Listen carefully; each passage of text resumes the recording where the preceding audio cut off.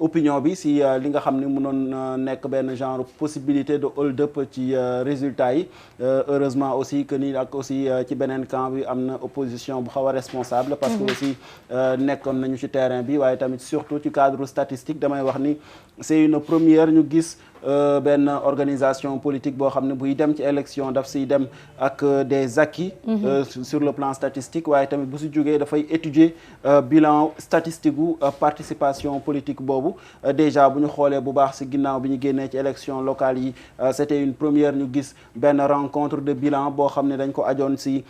étude résultats yi nga xam ni coalition boobu noonu amoon na ko da doon montrer que ni li ñu doon def ñoom c'était du sérieux et que dañ ciy bàyyi xel parce que li ñu bëgg mooy fexe aussi ba lépp loo xam ne jéego la bu ñuy teg ci cadre combat bi nga xam ne moom la ñu wax ni moom la ñuy mëne muy le changement mu nekk jéego boo xam ni dafay nekk lu solide loo xam ni boo si wéeroo doo mën a surux te yaakaar naa lu ni mel moom maye tey li nga xam ni moom la ñu gis parce que fépp foo xam ni pratiquement jàppoon nañu ni ñoom amoon nañ fa ndam dañ ko consolider fa yeneen i zone yoo xam ni ballottage la nekkoon pratiquement gis nañu dañ ko confirmer am na yeneen zone yoo xam ni jàppoon nañ ni sax foofu dañ leen fa laminé woon tey jii pratiquement mun nañoo wax ni ils ont tout fait pour résister wala pour exister ci zone yooyu lu ni mel nag boo ko gisee dafay wane ni certainement li nga xam ni moo di résultat wala information yi tête de liste bu Benno Bokk Yaakaar joxe du coller carrément ak réalité bi sur le terrain d'autant plus que bët mooy gis waaye tamit nopp mooy dégg nopp mooy dégg Pape ana ban jàngat nga am ci li nga xamante ni gis nañu sortie médiatique yi nga xam ne mu di opposition pouvoir itam ku ci nekk joxe nga ci sa chiffre yi nga xamante ni jàpp nga chiffre yooyu mooy chiffre yu baax yi. waaw man démb je crois que bi ñuy dem maa ngi leen doon wax ni il faut qu'il y ait vigilance. parce que bu ñu demee ba yenn heures yi di nga commencer gis ni ay résultats dina génn. parce que dañu ko miinal Sénégal léegi da ngay xool camp bi nga xam ne moo féetee ci pouvoir bi en 2019 si vous vous rappelez même chose la Boun Abdallah Dionne defoon. bi ci pare nga gis candidat yi mu jàkkaarloo woon daje woon ba signé woon ni ñoom du ñu def recours. parce que ñoom d'accord ci résultat bi d'accord ci président gagné na waaye du ñu def recours ba après sax gis nañu ni ñu bari ndekete boobu dafa am lu ñu déggoo woon ak président moo tax nanguñu woon def recours. cette fois-ci résultat yi bi mu génnaatee itam ñoom même chose lañu def 0 heure c'est vrai la ñu waxoon la ñuy jàkkaarloog taskatu xabaar yi. mais 1 heure du matin lañu jàkkaarloog ñoom bi ñuy ñëw aussi yéen ñëpp suivre ngeen que ni bi ñuy def seen conférence de presse bi d'habitude la fa daan am amu fa. parce que ambiance lañ fa xamoon coow yuuxu tàccu waaye gis nañ ni 1 heure de temps avant conférence de presse bi malgré musique bi ñu fa doon teg ci salle bi ñoom ñëpp dañoo ni teg silence boo xam ne ñëpp xam nañ dañoo jaaxle fi ñu toog. donc nit munoo 1 heure de temps nga toog jaaxle ndax xam nga résultat yi ngay dégg ci presse bi di ko relayer.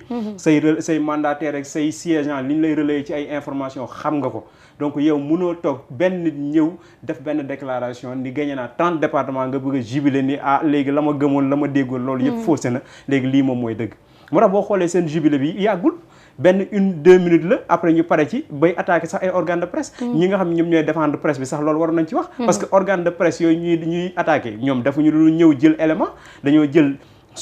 suivre nañ processus bi am nañ ay correspondant fépp loolu ñu wax ñoom xam nañ li ñu wax bokkul ak ñoom li ñu gis sur le terrain mais loolu tout le monde sait que ni loolu bokkul ak li ñu gis sur le terrain en plus tamit dañu war a xam ne que ni presse bi nekk ñu fii pour faral ma Samba wala pour faral ma Demba juste que seen liggéey la ñuy def te ñoom itam ñoom ni ñuy toppee résultats yi ñun tamit noonu la ñu amee suñu ay ndaw yoo xam ne dañuy toogal wax ñu résultats yi loolu nag doon na loo xamante ni war nañu àddu jëm ci presse yi nga xamante ni gis nañu dañ leen di néewal doole saa su ne mais d'autant plus que xoolal ban heure moo jotoon journée électorale la presse bi noppaluñu de 8 heures à 1 heure du matin nga gis équipe boo xam te ne ñëw na couvrir ce point de presse yow li nga waroon def mooy sargal ko mais au lieu di ko attaquer parce que boo amee défaite du moom moo la ko teg parce que moom def lu dul relayer li Sénégalais yi exprimer ci urne yi donc teguñu fenn di leen attaquer loolu teguñu ko fenn te loolu il faut que ñu arrêté ko gis nga bu presse bi ànd ak yow wala àndul ak yow loolu beneen affaire la li ci am solo moom mooy est-ce que li muy wax loolu moom la urne yi wax wala wax ko te moom waxu ko sa presse tey buy def loo xam ne daf la naqari suba mooy def lu la neex xam nga mooy li ñuy wax traitement équilibré de l'information parfois nga def loo xam ni du yoon ñu relayer ko du la neex parfois nga def loo xam ni yoon la ñu relayer ko mu neex la mais dañ koy àtte ci dëgg rek mais bu fekkoon dafay inventer ay chiffres ñoom bi résultats yi di génn résultats yi gis nga dem même ñun ku ñuy jox résultat dañ naan la demal ci PV bi PV bi bu ñu paree dañ koy signer mandataires yi siégeants yi yëpp am ko bu ñu ko jëlee waa Sénat ak ñi nga xam ñoom ñooy organiser yi am ko bu ñu paree ñu affiché ko ci bureau yi suñ ci buntu bureau yooyu ñu ko affiché ñun képp kuy correspondant dañ naan la demal ci buntu bureau ba lañ fa affiché ñu joxe ko mais loolu boo ko joxee yow kay amoo tort yow li fi nekk kese nga relayer donc loolu man je crois que ni acte boobu d'abord laa njëkk a déplorer bi ñu des nag mooy toog ne gagné naa 30 départements sur 46 xam nga boo déggee waa Yewwi Askan bi léegi si seen réplique c'est vrai que réplique boobu jaroon nañu bàyyi ko xel parce que nekkul 46 départements yo doon compétir 46 départements ñoo nag au niveau national yow bu dee 30 nga wax te ci 30 yi bi ngay lim nga ci diaspora bi kon kay waroon ngaa wax ni kon ëpp na 30 52 xama 54 la yoo xam 54 départements la bu ñu cumulé lépp donc yow même bu dee 30 nga gagné sur 54 est-ce que 30 yi nga gagné proportionnellement seen doole ak 50 li des ci yeneen départements yi proportionnellement seen doole ban moo ëpp parce que boo xoolee ñoom département yi ñu gagné selon li ñu wax département yooyu gis nga ci am muy wax ci suba tey comité électoraux yu département yi am na 4 yoo xam ne déjà wane na ni ñoom li ñu waxoon amu fa xam nga moo tax il faut pas ñuy foowee xelu sénégalais yi il faut pas ñuy yee tension ci réew mi élection yi biñ ciy dem lépp am na fi gis nañ fi le 17 juin bi opposition bëggee génn am na ñoom te ne ci la ñu ñàkkee seen bakkan autopsie contre autopsie lu ne dégg nañ ko fi mais ba tey dara leeru ci élection yooyu coupé nañu ay liste jàmbur éliminé nañ ay parrainage jàmbur am na ñoom te ne waroon nañ cee mën a bokk ci am na ñoom te ne bokk nañ ci tey nit ñi li ñuy demandé mooy ni ñu def sax ba réussir parrainage parce que am te ne ay zéro ngay am nan la def ba réussir parrainage nga bàyyi ñoom te ne popularité bi ñu am ñoom waroon na ni mënoon nañoo am dara ci élection yi loolu yëpp nit ñi gobee ko di toog tey bu ñu demee ba nit ñi exprimer seen volonté on n'a pas le droit di jéem a c'est le peuple qui a choisi. c'est ça c'est-à-dire on n'a pas le droit affaire bi nekkatul ñoom ak Yewwi Askan bi li ñuy def nii ñoom ak peuple sénégalais bi parce que peuple bi ñoo génn dem voter ñoom ñoo exprimer seen volonté donc il faut qu'ils respectent cette volonté il faut que ñoom ñu bañ a yee tension ci réew mi parce que élection yi peuple bi dafa am lu mu doon régler mooy tension yi waroon mën a ñëw ci élection présidentielle ñuy wax ay candidature ak mandat loolu la peuple bi bëggoon a régler donc fitna boobu ñuy anticiper fële bu leen ñu ko indil fii nañu bàyyi ñi nga xam ne ñoom ñoo war a confirmer ces résultats ñu def ko mais ñoom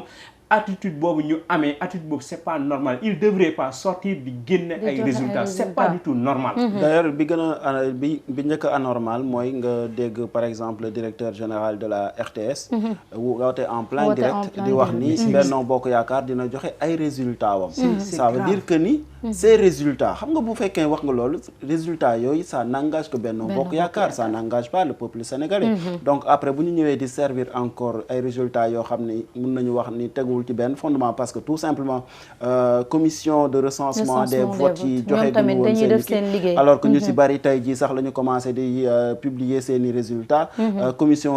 régionale yi waxaguñu commission nationale bi waxagul yow nga génne joxe ay résultats dañuy wax ni ci ban base nga ko teg foofu la pertinence su Pape réaction mu amee solo mais li nga wax c'est tellement grave xam nga démb ci discours campagne bi on a rappelé le fait que Ousmane Sonko a soulevé la question de la RTS.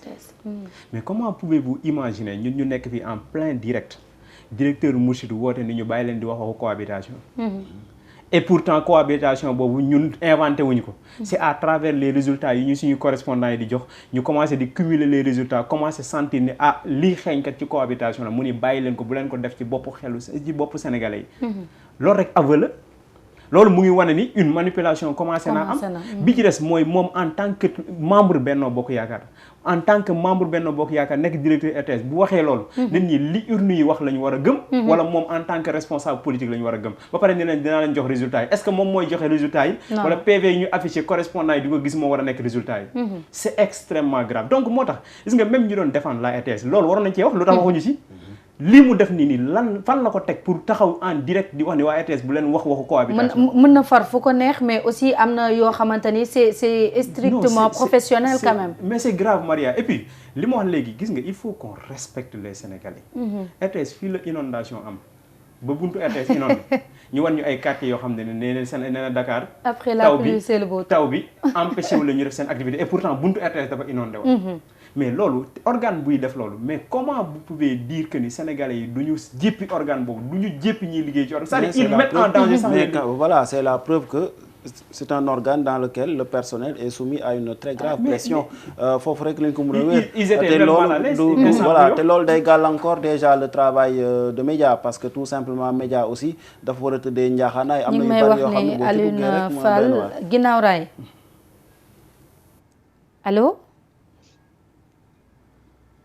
allo dafa mel ni dem na dina dellusiwaat Alioune moom mi ñu toogal foofu lee ca ginnaaw raay Thiam ma bàyyi la nga continuer. waaw juste pour clore parenthèse boobu rek wax ne aussi xam nga mooy li ñuy wax ni média waruñu ko utal yoon bi nga xam ne foofu la war a jaar dañ ko war a bàyyi toujours muy topp li nga xam ne moom la ko bët di may li nga xam ne moom la ko nopp di may pour mu mën a gëstu xool ba xam lan moo nekk si ginnaaw moom mooy li may wax chaque jour ni yenn saa yi di nga neex nit ki yenn saa yi nga naqari nga doo ko neex tout simplement parce que tout la nga xam ne moom la bëgg a gis du ko gis te affaire de circonstance la xam nga information dafay varier te bu fekkee ne dafay varier parfois mu favorable parfois mu défavorable mais démocratie esprit de démocrate moom mooy indi tey jii nga mën a accepter ni que ni dinaa dégg li ma neex suba ma dégg lu ma naqari mais ñaar yëpp ñooy bokk yam si man parce que damay respecter nit ki liggéeyam ci anam yu mu koy defee. allo ñu ngi may wax Alioune mu ngi ci ligne bi allo. waaw Alioune noo def. waaw ñu ngi sant bu baax alhamdulilah. ani waa ginnaaw raay. waaw ginnaaw raay ñu ngi fi ñu ngi sant bu baax a baax. mën nañu xam mbir mi nan la tëddee foofu ca ginnaaw raay ginnaaw démb bi nga xamee dajale woon ngeen lépp loo xamante ni xibaar la tukkee foofu. waaw xam naa avant ñuy joxe résultat yi rek. dañuy féliciter suñu représentant yi fi nekk. mooy waa Wallu yi. ndax am nañ fi une grande victoire. une victoire bu rëy lañ ko. voilà te population ginnaaw raay bi kontaan nañ si victoire bi ñu am. ba tax na rek démb ci guddi gi organisé woon nañ benn manifestation bu rëy fii si ginnaaw raay. waa Wallu. waaw Wallu fii organisé woon nañ benn manifestation bu am doole macha allah. lan moo ko waral ndax dañoo jàpp ni ñoom victoire bi c'est acquis foofu ci diwaan bi. waaw ñoom mun nañ ni dañoo gëmoon seen bopp fii. ndax ay 14 heures ñu ngi nekkoon ak ñoom mais 14 heures bi lañ coordonné pour seen oto bi yor seen animation bi ak yooyu noonu yëpp. ndax li ko waral moom la dañoo confiant moom ba pare gëmoon seen bopp. en tout cas lu ci mën a am xam nañ ni foofu ci diwaanu ginnaaw raay Maria pratiquement y avait pas photo parce que bi ñu génnee ci élection locale yi rek tendance yi li mu joxe woon Wallu ak Yewwi bu ñu boolee seen loxo pratiquement day basculer. voilà waaw ñu bàyyi la après rek nga jox ñu résultat yi nga xamante ne tukkee na foofu. waaw résultat yi bon ñu ngi am Wallu Sénégal. ñu ngi am 5694. 5600. 94. bu fekkee Benno Bokk Yaakaar. ñu ngi am 2329. bu dee Yewwi Askan Wi. waaw. ñu ngi am 843. 843. waaw bu dee Bokk bi. ñu ngi am 8 voix. Bokk Gis-Gis. allo. oui ñu ngi lay dégg Alioune ñu ngi lay dégg bu baax. waaw Bokk Gis-Gis ñu ngi am 150. Naataange ñu ngi am 180. Serviteur ñu ngi am 219. 219 waaw. à Sénégal ñu ngi am 29. d'accord. loolu lañ fi am. loolu mooy résultat yi tukkee foofu ca ginnaaw raay. waaw lii moo tukkee ginnaaw raay sud. ñu gis ni kon Wallu Sénégal moo nekk ci bopp bi. waaw Wallu Sénégal moo nekk ci bopp bi. tegu ci Benno tegu ci Benno tegu ci Yewwi. allo Alioune. d'accord merci beaucoup ci résultat yi nga xamante ni andil nga ñu ko foofu lee ca ginnaaw raay Alioune di la jaajëfal bu baax. ok jërëjëf. mu nga Pape gis nga résultat yi nga xamante ni moo tukkee fële ca ginnaaw raay ñu gis ni nag Wallu Sénégal moo nekk ca bopp bi waaw wàllu Sénégal moom moo yoroon bannière intercoalition Yewwi Wàllu donc boo gisee sax déjà 800 et quelques yi nga xam dañoo dem ci Yewwi certainement mooy ñi comprendre la consigne mais n'empêche wàllu Sénégal mi nga xam moom moo waroon porter bannière bi moom moo gagné foofu avec benn écart presque 2000 voix parce que 5000 ñee 2000 donc presque écart bi dina toll ci 2000 voix loolu amoon nañ ko démb de façon provisoire waaye tey confirmé nañ ko bi ñu jëlee résultat globaux yi pour wane ni kon côté boobu moom leer na ni Pikine bon côté ginnaaw raay bi sud bi foofu wàllu Sénégal moom moo fa gagné donc yeneen gox-goxaatu Pikine yi buñ ko booleeg moom peut-être département bi loolu moom mooy wane ñu jàpp ni département bi kon wàllu Sénégal moom moo ko gagné d'ailleurs sax damay profiter joxaal résultat yi nga xam moom moo jugee foofee ca Touba parce que Mame Thierno tey du mën a dugg waaye jox nañu résultat yi nga xam moom moo jugee foofee ca Touba donc bu ñu xoolee résultat globaux yi kii di coalition Bokk Gis-Gis moom mu ngi am 1125 voix naataange askan wi am 1225 voix coalition alternative pour une assemblée de rupture mooy Aar Sénégal ñoom ñu ngi am 813 voix Benno Bokk Yaakaar ñu ngi am 36 360 voix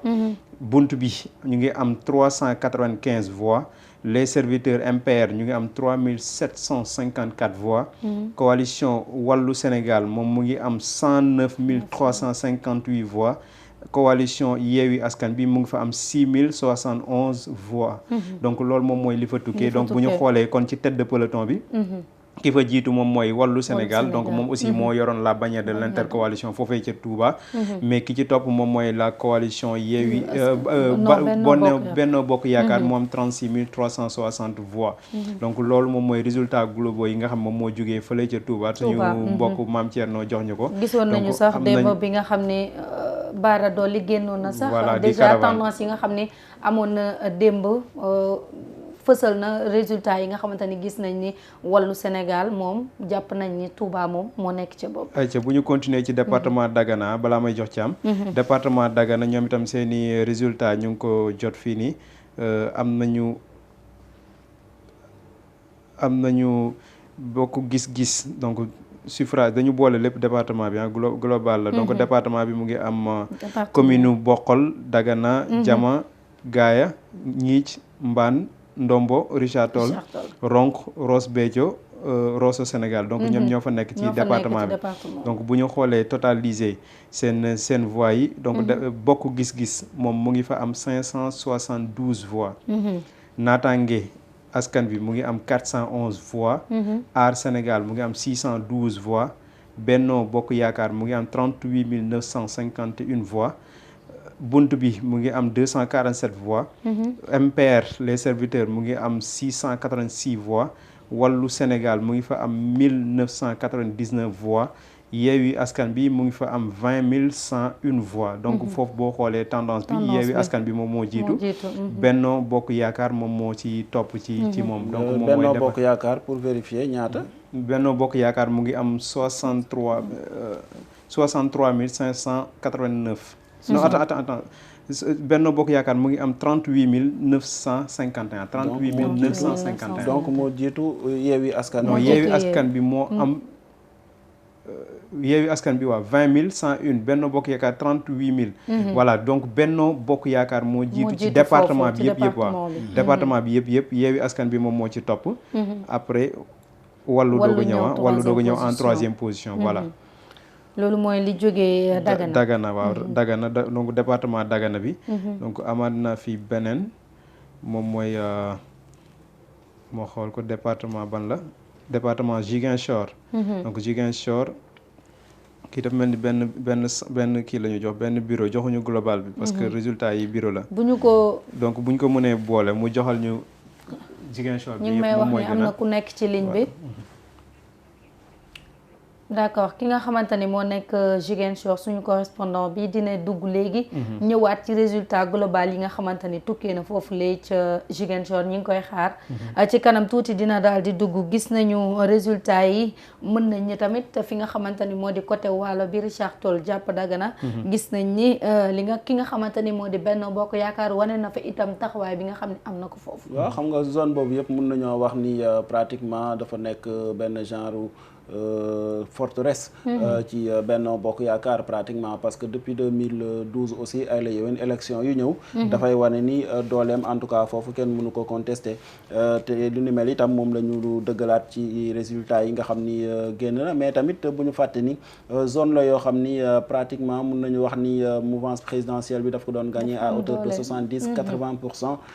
tey jii gis nañu ni pratiquement am na benn genre résistance bu am tukkee ci yeneen faction yi nga xam ni yeneen liste dissidente yi génnee ci opposition bi. dafay wane ni tout simplement que ni dafa am beneen don buy commencé di jóg, moo di askan yi ci boppam fi mu toll nii ñoom ñooy porter ce vent de changement. c'est pas des leaders politiques. moo tax quelque part même analyse bi bu ñu ko bëggee wér rek ci benn programme boo xam ne ay candidats proposé nañ ko dafay xaw a biaisé, parce que mun na ci nekk aspect waaye du mën a expliquer lépp en fait. te élection législative yi yaakaar naa lecture bu large boobu lañ ci war a mun a am. waruñu jël rek affaire bi attribuer ko benn groupe de personnes boo xam ni ñoom ñoo demoon élection, waaye war nañu mun a xool aussi du côté sur le plan social, sur le plan économique, sur le plan politique, sur le plan géopolitique, sur le plan sécuritaire. Qu'est-ce qui peut expliquer justement cette ruée vers ni ñu koy waxatee la déroute de Benno Bokk Yaakaar si élection yi, parce que am na si zone yoo xam ni quoi qu'on puisse dire déroute carrément am na fa, même si su fekkente ni ci nord bi rawatina ci nord-est bi foofu pratiquement mun nañu wax ni dafa confirmer hégémonie ci te lu ni mel la ñu gis ci Dagana, moom la ñu gis aussi fu si mel ni ci Matam ak département yu bari yoo xam ne nekk na ci boor boobule. loolu tamit dafay wane ni tout simplement mooy joxe le caractère indécis de ces résultats yi nga xam ni boobu ba léegi ñu ngi koy wax, parce que ñaari faction yi nga xam ni ñoom ñoo génn au-dessus du lot, kenn ku si ne da nga amoon capacité de mobilisation. da nga amoon offre politique boo xam ne moom nga doon joxe. démb rek ñu ngi koy wax ni le discours dafa doon différé par rapport ak candidats yi. bu ñii di wéeru ci bilan, ñeneen ñi ñu ngi wéeru déjà ci offre politique bu crédible. donc moo indi peut-être li nga xam ne moom la ñu gis, te nag ku xool nord bi ak réalisation yu bari yoo xam ne am na fa. mun nañoo comprendre quelque part que askan yi tourné vers la coalition Benno Bokk Yaakaar, d'autant plus que aussi consigne de vote mun na ci feeñ, ndax am na ci zone yoo xam ne aussi am na leader religieux yoo xam ni ñoo ci teg loxo, fu ci mel ni Ronk par exemple. côté yooyu sax li nga xamante ni ñooy voté bu ñu seetloo mag ñi da ngay gis ñoo xamante ni peut-être ñoo bokk ci mouvance bi da leen di jaral taal seen oto dem jëli ji mag ñi nga xamante ni ñoo nekk ci biir kër yi te mënuñu gën a dem voté ji. loolu tamit day bokk ci li nga xamante ni day jouer ci résultat yi, parce que bu ñu fàtte ni xale yi d'habitude bi la yoon sax la ñu gën a taxaw ci wàllum politique. mais mag ñi ñoo fa ëpp doole, te bëri na ci jeunes yi ñoo xamante ni peut-être mën nañ fa voter mais nekkuñu fa, te tamit distance bi day sore, du coup duñu mën a dem, te loolu tamit day indi jafe-jafe. te kon mag ñi nga xamante ni ñoo nekk ci biir kër yi dañ leen di dem jëli dugal la ci oto dem yóbbu la nga voter, te loolu tamit dafay feeñaat ci li nga xamante ni moo jëm ci résultat yi. li may wax j'en étais témoin bi ma nekkee Richard Toll présidentielle 2019 cas yooyu yëpp gisoon naa ko fa, parce que j'étais là-bas en tant que reporter. mais tamit dafa demoon ba commencer indi xeex yi wala tamit xuloo, parce que da ngay dem jëli ji nit ñëw dugal ko ni ko nii ngay voté et loolu peut-être changé na au fil du temps, mais loolu tamit bokk na ci loo xamante ni côté yooyu moo fa ëpp doole. waaw côté yooyu am na fa doole Maria, mais côté yooyu également am na lu fa am loo xamante ne nii ba tey jugu fa, c'est-à-dire l'achat de conscience. xam nga bëri na ñoo xamante ne jëli bi ñu leen di jëli du ñu leen bàyyi ak seen conscience bu libre. non dañuy ñëw den dicté waa nga koy wax léegi di leen dicté ni kii ngay votel. parce que consigne de vote. parce que Waalo quoi qu'on puisse dire am na ci zone yoo xam ni moom ay la yéwén consigne la ñuy doxee. waaw c'est ça. donc loolu daf ciy jouer. beneen bi moom mooy il faut ñu comprendre que ni peut-être à Dakar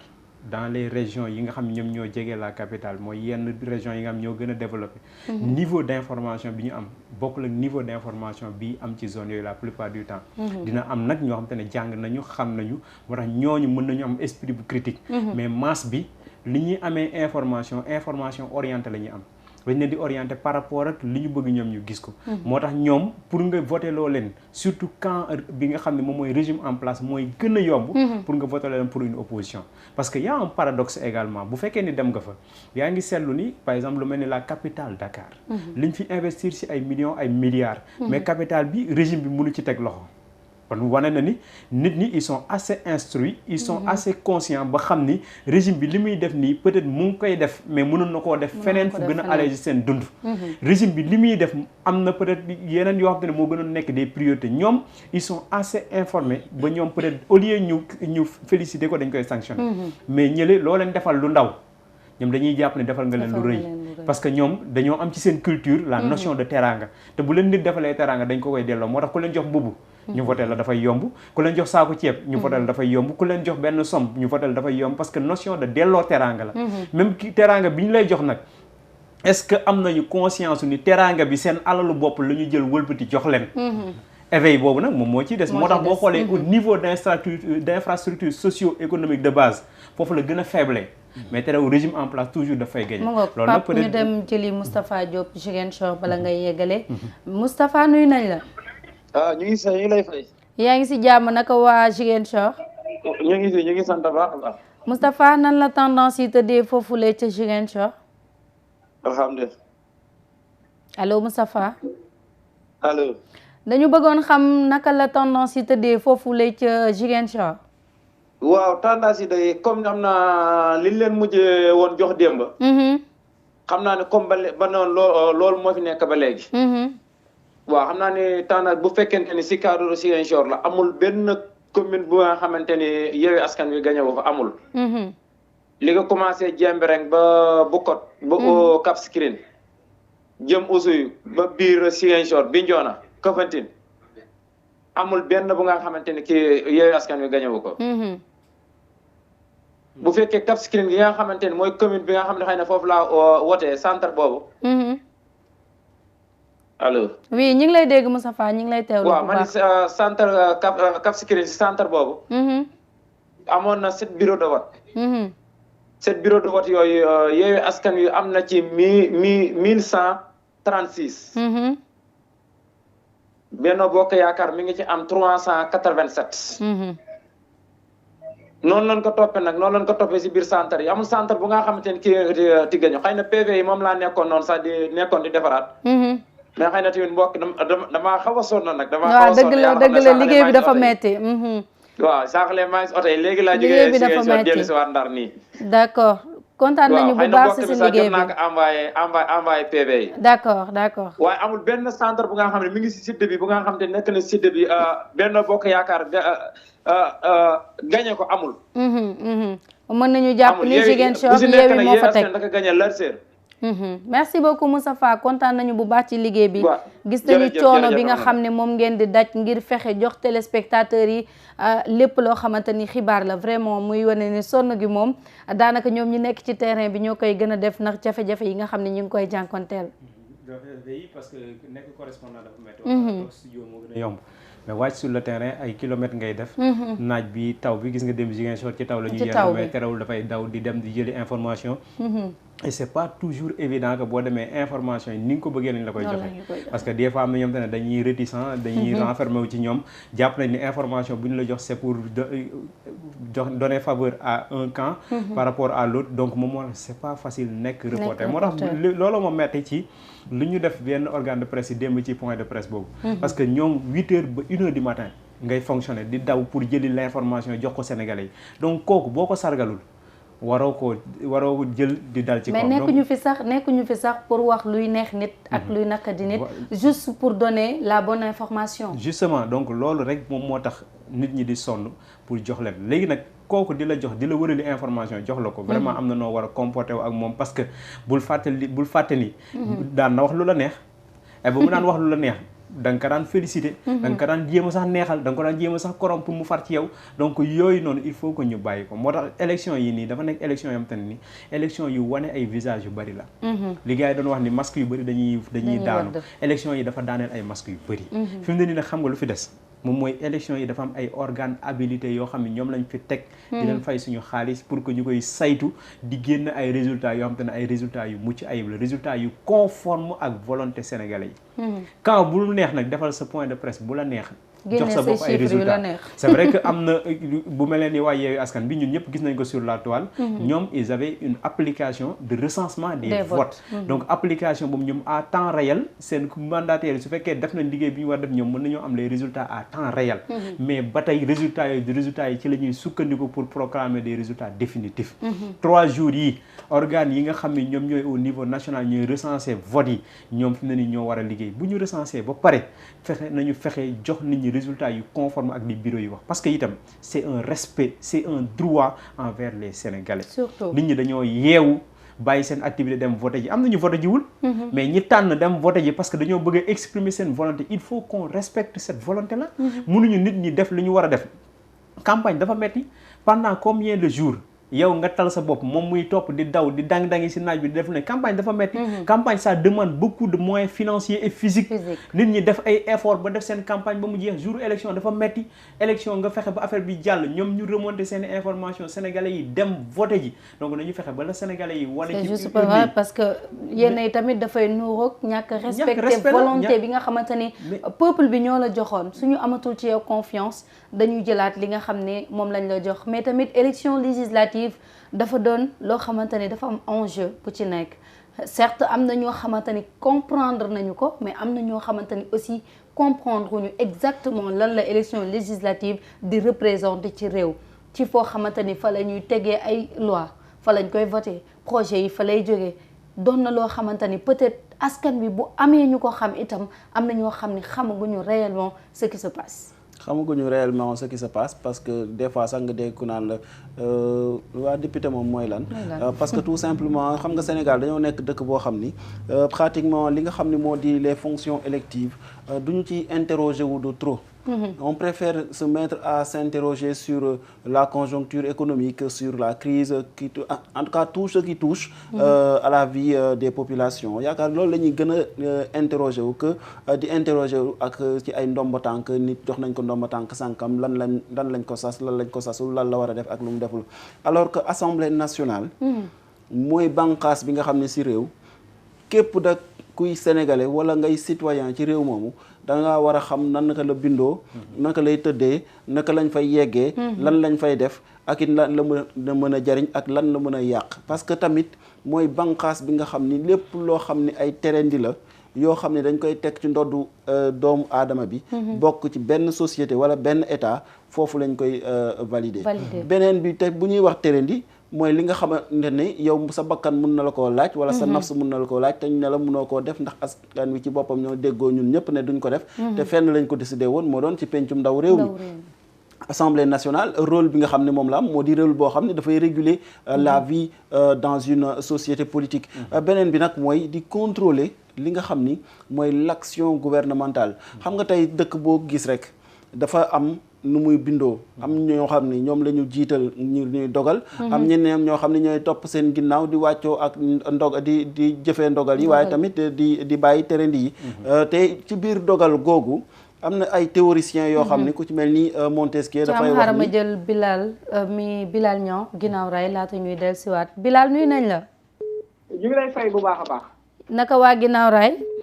waaw ñu ngi sant yàlla bu baax a baax dafa amaat yeneen résultats yi tukkee foofu waaw ñu wax rek li nga xamante ne moom mooy résultat yi nga xamante ne rek moom mooy résultat globaux ci élection li nga xamante ne rek moom mooy élection législative yi amoon ni ki démb ci li nga xamante ne rek mooy li la waxoon ci 33 bureaux de vote yi nekk ci Guinaw Rail Sud wàllu Sénégal moom moo ñëw arrive en première avec un score de 5694 Benno Bokk Yaakaar daal ci topp am un score de 2329 troisième position Yewwi Askan Wi am 843 coalition Buntu Bi am 8 voix Bokk Gis Gis am 150 voix Natangué Askan Wi am 18 voix les serviteurs am 219 voix Aar Sénégal am 29 voix loolu mooy résultat globaux yi nga xamante ne am nañ ko ci commune bu Guinaw Rail Sud. waaye rek bu fekkente ne résultat globaux bu fi nga xamante ne foofu la Mame Diarra Fam voté. mu di Guinaw Rail Nord. waaw. foofu nag li ñu mën a nemmeeku aussi moom mooy wàllu. ñoom ñoo remporté la mise. topp ci ki nga xamante ne rek moom mooy Benno Bokk Yaakaar. foofu résultat globaux yi ma am moom mooy ñaari coalition yi mooy wàllu ak Benno Bokk Yaakaar. bu dee wàllu dafa am 4912 voix. Benno Bokk Yaakaar topp ci am 2032 voix. muy score boo xamante ne rek différence bi. différence bi 2000 et quelques waaw. voilà bu dee commune bu Guinaw Rail Sud ñoom am nañ score bu toll ci 3000 voix parce que 5000 et quelques la contre 2000 et quelques. voilà léegi li ñu mën a signaler moom mooy ci commune bu département bu Pikine. coalition wàllu moom moo raflé tous les départements tous les bureaux de vote yi nga xamante ne am na fa. am na foofu. voilà kon coalition wàllu moom moo gagné ci département bu Pikine. ci élection législative yi nga xamante ne moom la ñu amal ni ki démb nekk 31 juillet 2022. merci beaucoup Bilal Niang gis nañu liggéey bu am solo bi nga xamante ni yéen koy def. di leen masawu coono bu baax ci terrain bi Thiam gis nga li nga xamante ni mooy jëm ci Pikine tendance yi mu mel ni li ñu doon am ci provisoirement daanaka dafa confirmé wu. waaw confirmé wu na parce que tout simplement Pikine moom comme niñ ko waxee sax enjeu bi nekkul woon foofu. parce que xamoon nañu ni déjà ñaari coalition yooyu bu ñu joxantee loxo statistiques yi lu mu joxe woon ci élection locale yi passé dañuy raw largement la coalition Benno Bokk yaakaar naa moo indi woon sax supputation yu bari yi nga xam ne nemmeeku woon nañ ko bi ñu génnee ci local yi ak le docteur Cheikh Dieng déjà sorti yu bari yoo xam ne defoon na ko doon ñaawlu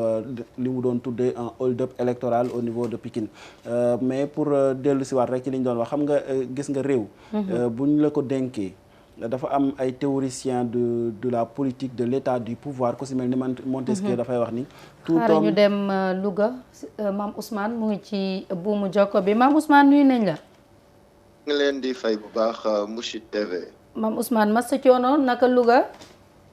waaw Louga de mi ngi nii rek gannaaw bi ñu nuyoo ñi nga xam ni ñoom ñooy téléspectateurs yi Mourchid TV. di wax rek li nga xam ni moom mooy résultat yi tukkee fii ci région de Louga bi. xam naa dañ leen di jox rek ñaari département yi bi ci jëkk mooy département bu Linguère. moom nag li nga xam ni moom mooy résultat yi mujj génn ci tribunal joxe. bu ñu xoolee ñu ngi gis ni Benno Bokk Yaakaar mi ngi am 41 072 votants. bu ñu xoolee Bokk Gis-Gis mi ngi am 804 voix. Naataange mi ngi am 349. Aar Sénégal am 210. Bunt bi am 224. Serviteur am 360. Wallu am 1457. 1457. aha Yewwi am 15 840 voix. kon suñu xoolee fii Benno Bokk Yaakaar moom moo jël ndam li fa li nga xam ni moom mooy département bu Linguère muy 41 072 voix. bu ñu ñëwee ci fi nga xam ni moom mooy département bu Louga. département bu Louga bu ñu xoolee inscrits yi mi ngi nekkoon 185 600. votants yi nekk 93 679. nii li nekk 414. li nga xam ni ñoo jot voté mi ngi nekk 9326. coalition Bokk Gis-Gis mi ngi fi am 651 voix. Naataange Askan Wi am 1026 voix. Aar am fi 1145. Benno Bokk Yaakaar am fi 42 500. 42 513 moom la fi Benno Bokk Yaakaar am. bunt bi am 2669 voix. les serviteurs muy Pape Djibril Fall am 987 voix. Wallu am 2968 voix. Yewwi am fi 41 302 voix. loolu mooy li nga xam ni mooy ñaari département yi nga xam ni déjà moom jot nañ ko am comme chiffre yoo xam ne ni comme résultat yoo xam ne si leer nañ la fii Louga foofu Louga tamit gis nañ ne Benno Bokk Yaakaar moo nekk ci bopp bi. Benno Bokk Yaakaar encore moo gagné fii. mais nag ba bii ba ñuy jënd ci ligne bi ay minuit boobu ñu ngi am résultat yoo xam ni. Yewwi moo gagné. wante bi résultat wu. Kër Momar Sarr ñëwee ak séer foofu moom daal toujours fa la ñuy amee ay jafe-jafe. bu ñu xoolee même ci local yi passé. bi ñu demee ba minuit passé en même temps si li ñu gis ni bi résultat yee ñëwee si la ñu gis ni ba léegi Benno Bokk Yaakaar moom moo. raw ndax man démb rek ki nga xam ne mooy député département bi ñu éliroon ci wàllu. Yewwi Askan Wi maa ngi ko doon woo muy Mansour Sour bi ma koy woo boobu mi ngi fekk mi ngi zibile di wane ni moom moo gagné fële ca Njaañ mais à la fin bu ñu toogaatee bi ci diggante bi avant ñuy tëdd la ñuy yëg ni tendance yi dafa wëlbatikuwaat dafa changé waat ba nga xam ni li ñu mujj am moom mooy ni Benno Bokk Yaakaar moom moo raw fii ci région bi ba tey nii rek ñi nga xam ne ay mandataire lañu juste suñu informaticien yi benn ci informaticien yi am na ku ñu woo sànq jokkoo ak moom laaj ko résultat yi ni mu demee li mu ñu wax mooy noonu la mën a demee ndax PV yi sax ñi nga xam ne ñooy mandataires yi dañ ko mujj signé d'accord ni Benno Bokk Yaakaar moom moo gañe fii Yewwi Askan Wi mu ngoog sant nañ la bu baax a baax di la delloo njukkal waaye tamit rafetlu liggéey bu am solo bi nga xamante ni yéen a ngi koy def nelawu leen ba yandoor lépp ci topp xibaar ngir mën ko dëgtal askan wi Pape gis nañ ni Louga moom démb tendance yi li mu wane ak tey résultat final. waaw c'est comme d'habitude parce que Louga comme ni mu ko waxee léegi localité comme ça. parce que bu ñu fàtte ni souvent il y a commune bi mais am na ay villages environnants yoo xam ni villages yooyu souvent c'est déterminant. Kër Momar Sarr si on se rappelle il y a Djumuru Sow boo xam ne moom moo fa nekk depuis des années moom mooy maire bi. dafa am doole foofu noonu donc zone Kër Momar Sarr bi la plupart heure bu ñu ñëwee local moom moo koy gagné. donc force boobu bu ko utiliser ci législative yi mën na toujours di basculer ay résultats donc moom mooy tax souvent bu résultats yi tendance yi njëkk a génn mooy zone yi nga xam ne moom mooy zone yu urbaine yi mais bu ñu demee tuuti ba zone périphérique yi commencé indi seen résultat loolu moom mooy changer la donne maintenant bu fekkee ni comité électoraux départementaux yi ñoom ñooy joxe les résultats bu Louga ak bu Linguère ñoom lu ñuy joxe moom mooy Benno Bokk Yaakaar moom moo gagné là on se fie à ce que ñoom li ñuy wax parce que ñoom ils sont habilités à donner des résultats ñoom nag dinañu remonter ay résultats bu ñu ko remonter ci comité national bi ñee aussi am nañ la possibilité de faire des recours en appuyant seeni information par des PV mais su fekkee ni seen informaticien il a accepté que ni résultat yi que ni mu tëddee noonu la demee donc on peut se dire que ni Louga Linguère kii di Benno Bokk Yaakaar moom moo fa gagné donc Yewwi Askan Wi dafay ñëw ci ginnaawam donc loolu nag élection noonu lay demee da ngay gagné fii ñu gagné la fee bu la gagné mu leer nangul boo gagné mu leer ka nga gagné na nangu et c'est simple loolu mooy la démocratie Thiam tendance yi démb moom dañ doon wax rek ni c'est provisoirement parce que tamit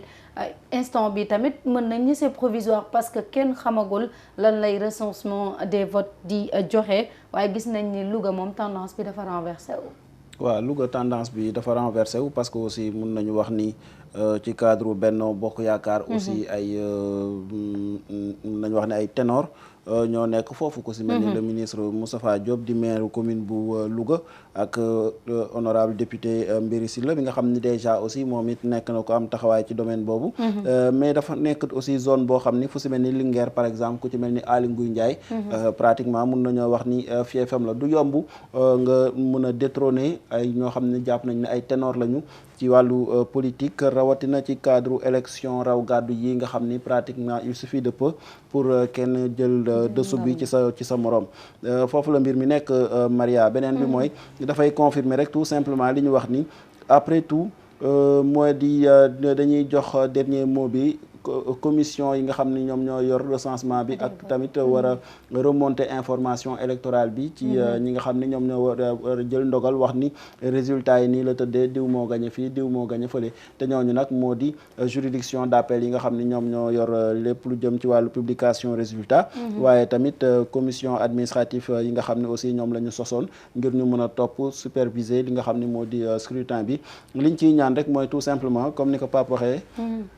bu fekkee ni résultat yi méngoo na ak li nga xam ne mooy réalité bi sur le terrain moo di tout simplement li génnee ci procès-verbaux yi mandataires yi acté ko remonté ko aussi ci seen quartier général yi dafay wane tout simplement ni askan yi dañ ciy ànd dans ce cas mun nañoo wax ni Sénégal moom moo si gagné parce que tout simplement à chaque fois bu ñu organiser élection coow li mun naa bari waaye bu résultat yi génnee ka gagné dañu koy gërëm sant ko waaye tamit ñaanal ko yàlla defal ko ndam ci li nga xam ne moom lay yor ba keroog élection di ñëwaat loolu nag mooy taarixu Sénégal loolu la ñuy ñaan mu wéy naam sax bu ñu dégloo bu baax ak résultat yi ñu joxe démb ak tey ji ñi nga xam ne ñu ngi waxaat xel mun naa xaw a tey tuuti ci ñi tamit fan la ñu jëm parce que tàmmuñu aussi di gis ci Sénégal aussi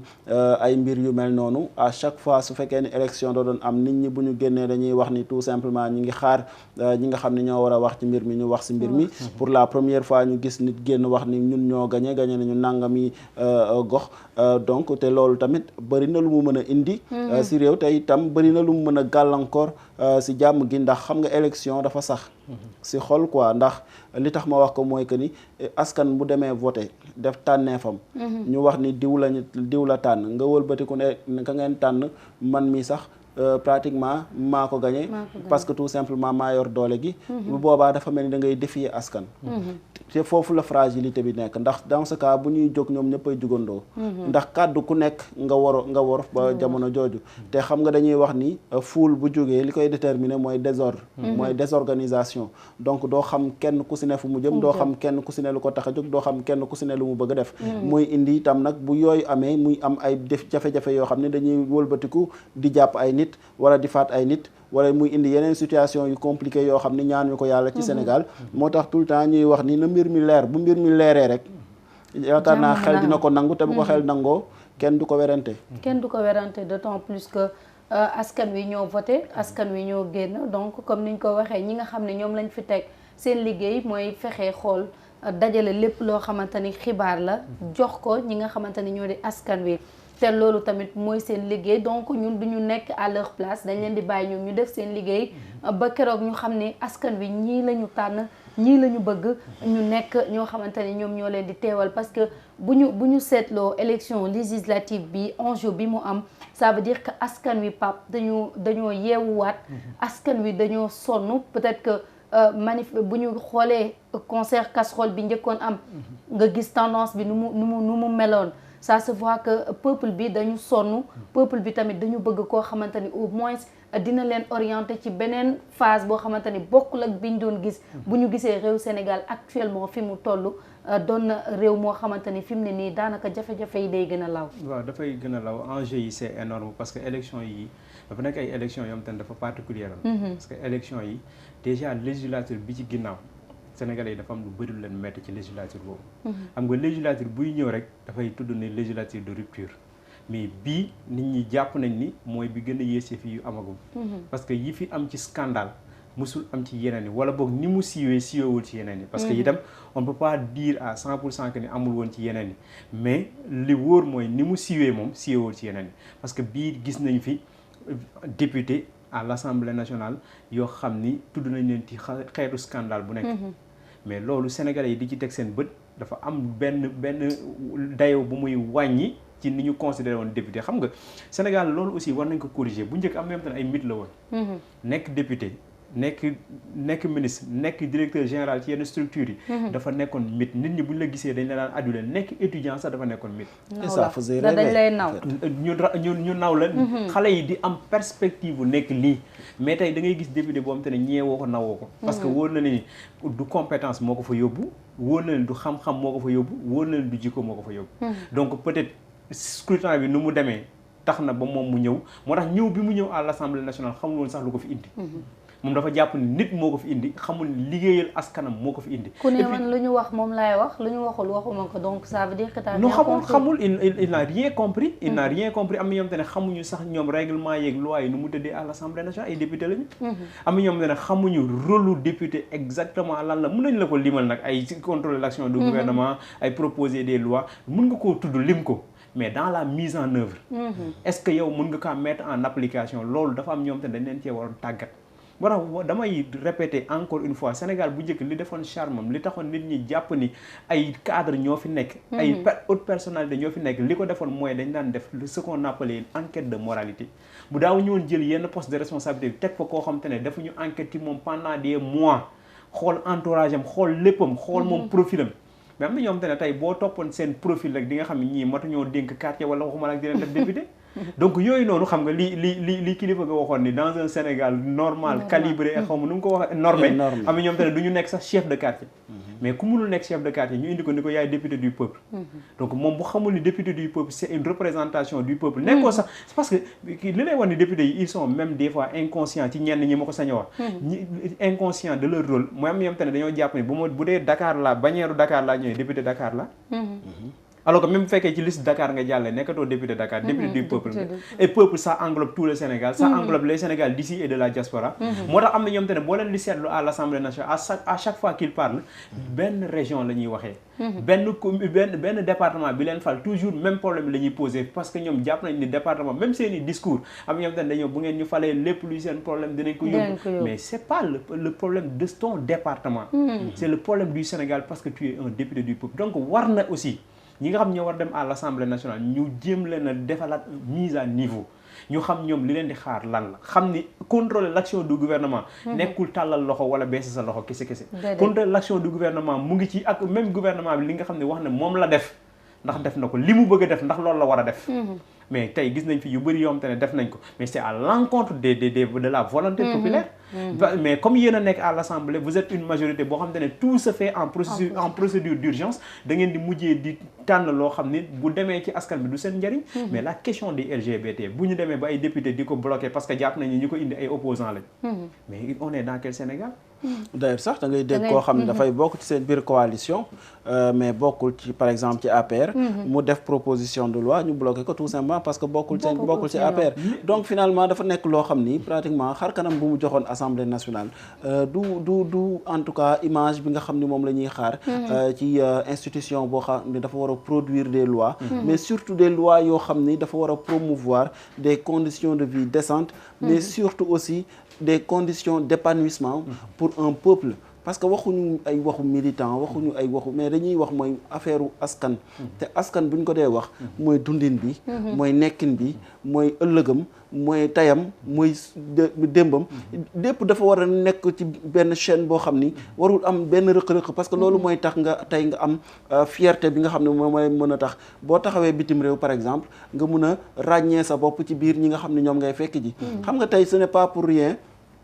soo gisee américain bi ñëw Sénégal di incarner ni man américain la ce n'est pas pour rien bu dee français bi la mu di ko def parce que tout simplement am na loo xam ne mooy seen cëslaay Abdou Aziz Seydi Tivaouane mu ngi ci buumu jokko bi laata ngay Abdou Aziz waaw salaamaaleykum Maimouna waaleykum salaam yaa ngi en direct man la Marieta wax nga dëgg ñu ngi lay ziar bu baax a baax delloo ziar bu baax a baax na ngeen def ak coono yi sant nan la mbiri tëddee foofu ñi ngi leen di delloo masawu bi comme yéen moom yéen a nekk ci terrain bi lépp luy jafe-jafe yéen a koy jànkonteel dëgg la ñoo ko bokk dëgg la masawal nan la mbiri tëddee foofu waaw fii moom vraiment bu ñu jàngatee résultats yi nga xam ne moom moo jóge ci urne yi ci différents centres de vote yi nekk biir Tivaouane commune bii avant ñuy tëdd am nañu résultat communal yi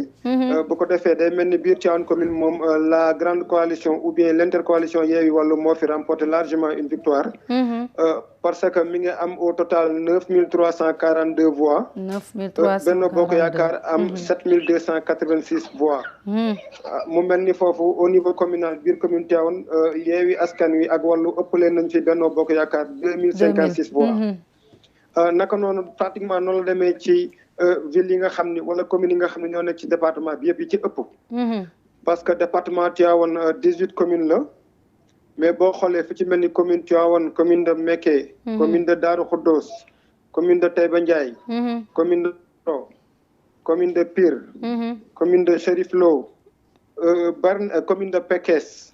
commune de Koul maanaam commune yi fi ëpp doole pratiquement Yewwi Askan Wi daf ko raflé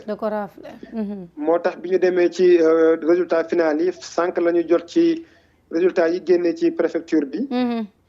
Yewwi Askan Wi mi ngi am au niveau départemental 60 163 voix Benno Bokk Yaakaar mi ngi am 51 457 voix. Au niveau départemental foofu aussi mu mel ni rek boo xoolee. l'intercoalition Yewwi Wallu Askan Wi ëppale nañ Benno Bokk Yaakaar 8706 voix. waaw mu mel ni loolu mooy résultat yi nga xam ne moo tombé ci département Tivaouane. d'accord. mu mel ni Tivaouane daanaka dugg na ci histoire politique depuis 2012. que ça soit au niveau communal comme au niveau départemental. ndax ci taarixu histoire politique bu Tivaouane depuis bi Macky Sall faloo ba léegi pratiquement ñu ngi koy doog a gagné ci commune Tivaouane.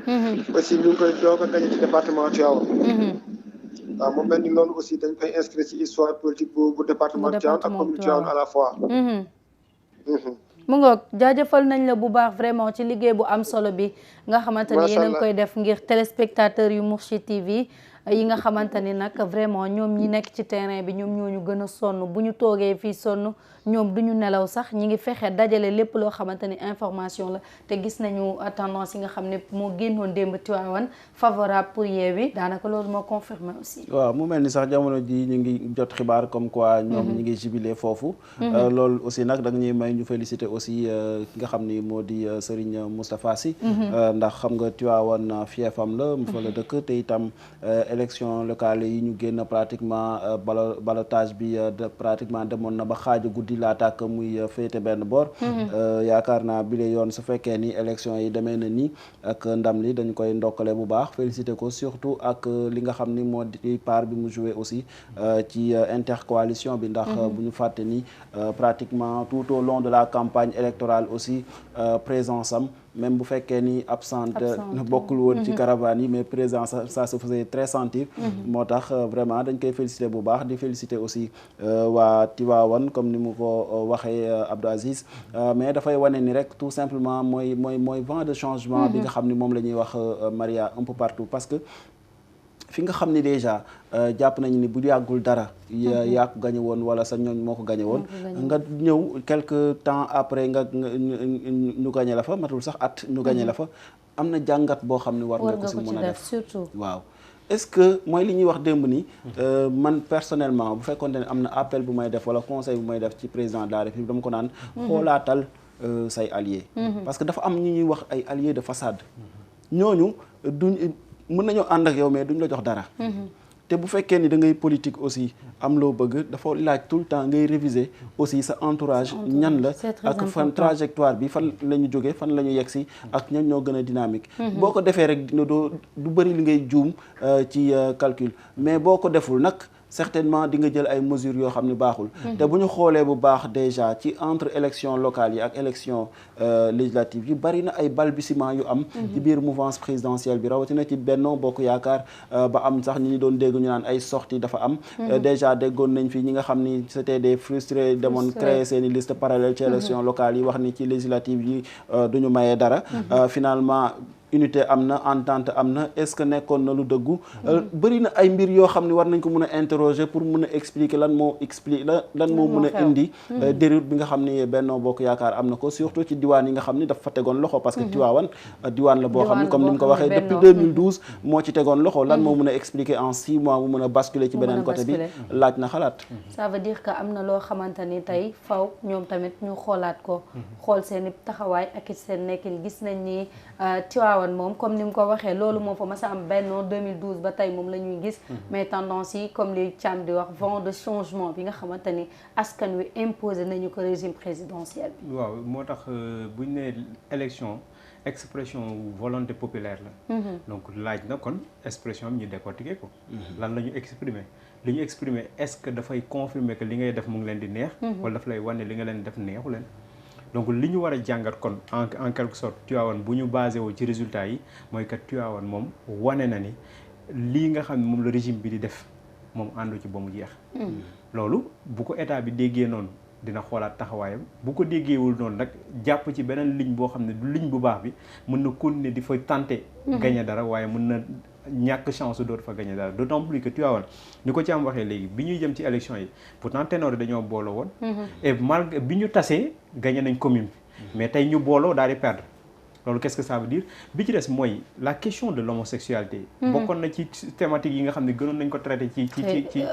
campagne bi. loolu tamit Pape déggoon naa ki nga xamante ni moo di doomu maam Abdou Aziz Sy Dabakh def ci déclaration bu am solo yëkkati woon kàddu ne képp ku voteel ñi nga xamante ne ñoo bañ a voté loi homosexuelle keroog yowmal xiyaam peut-être yàlla suñu borom dina la ko laaj te loolu doon na loo xamante ne itam joué na bu baax ci élection yi ak résultat yi. justement parce que dafa am ay députés yoo xamante ne ñu ngi woon à l'Assemblée nationale dëkk biir Tivaouane.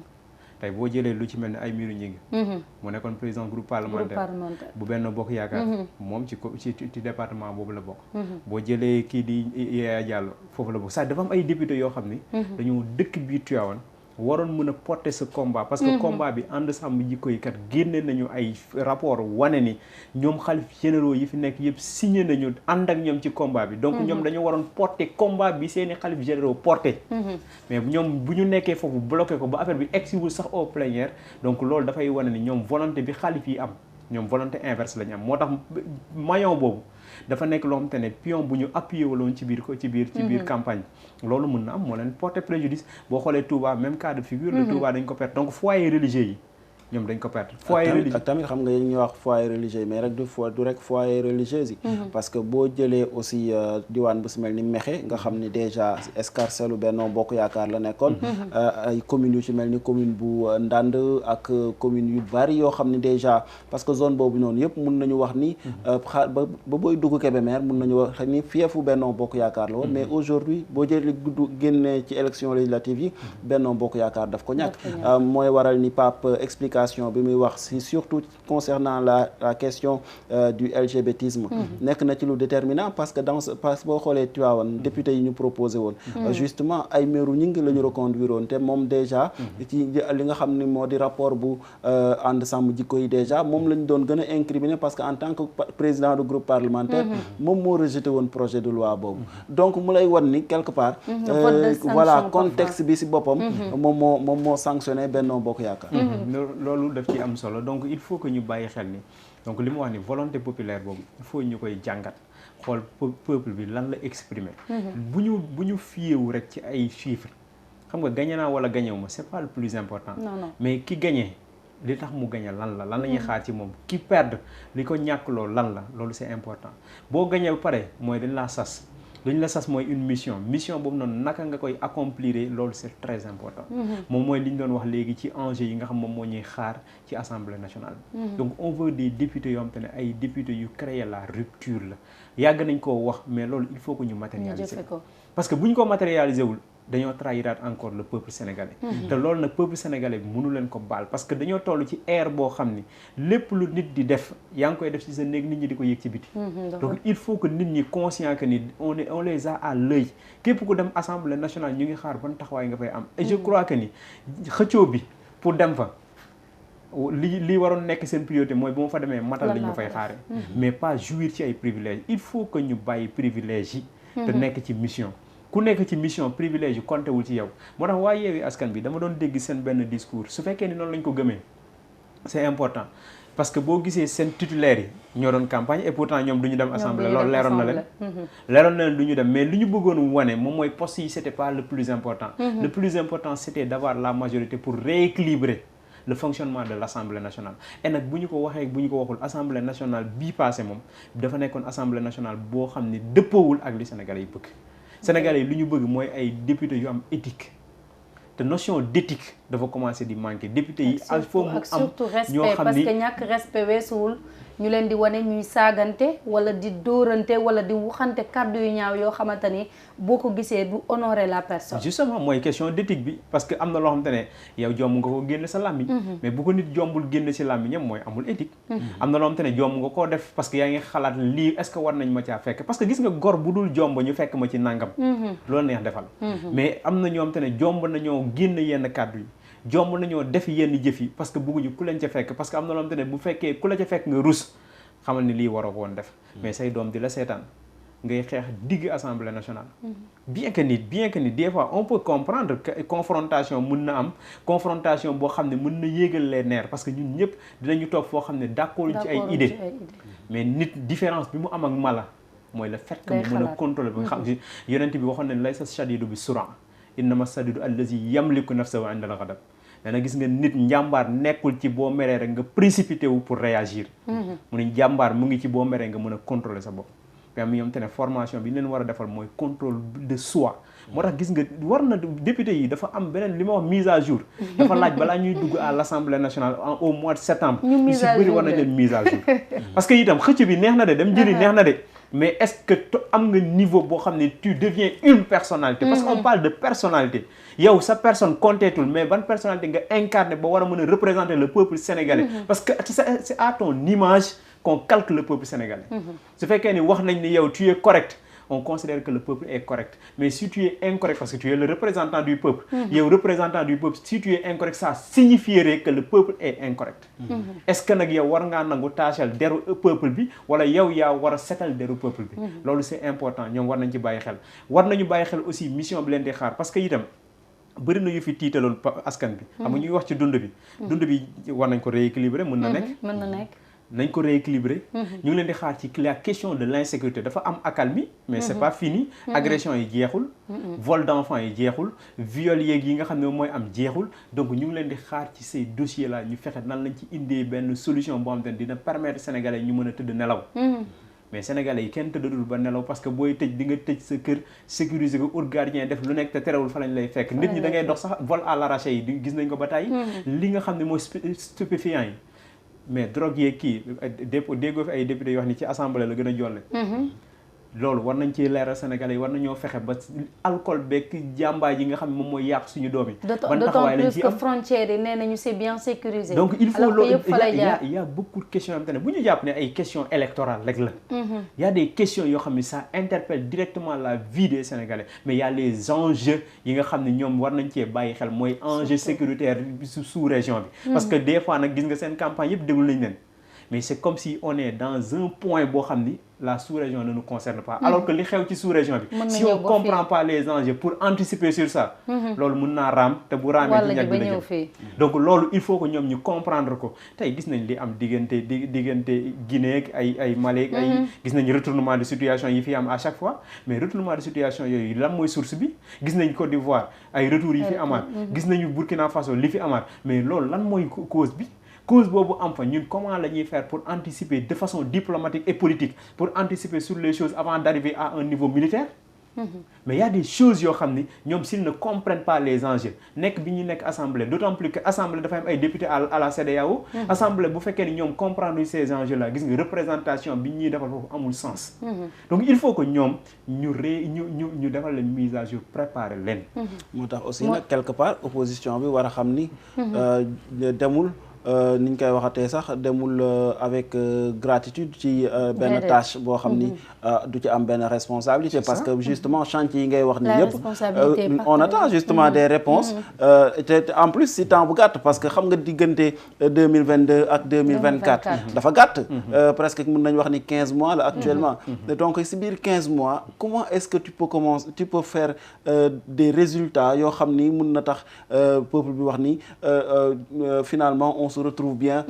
dans le mode de gestion de l'Assemblée nationale su fekkee ni thèse cohabitation bi dafa nekk lu plausible et que finalement acté nañ ko ci biir Assemblée nationale te même bu fekkee ni sax thèse cohabitation bi existé wul on attend justement de ces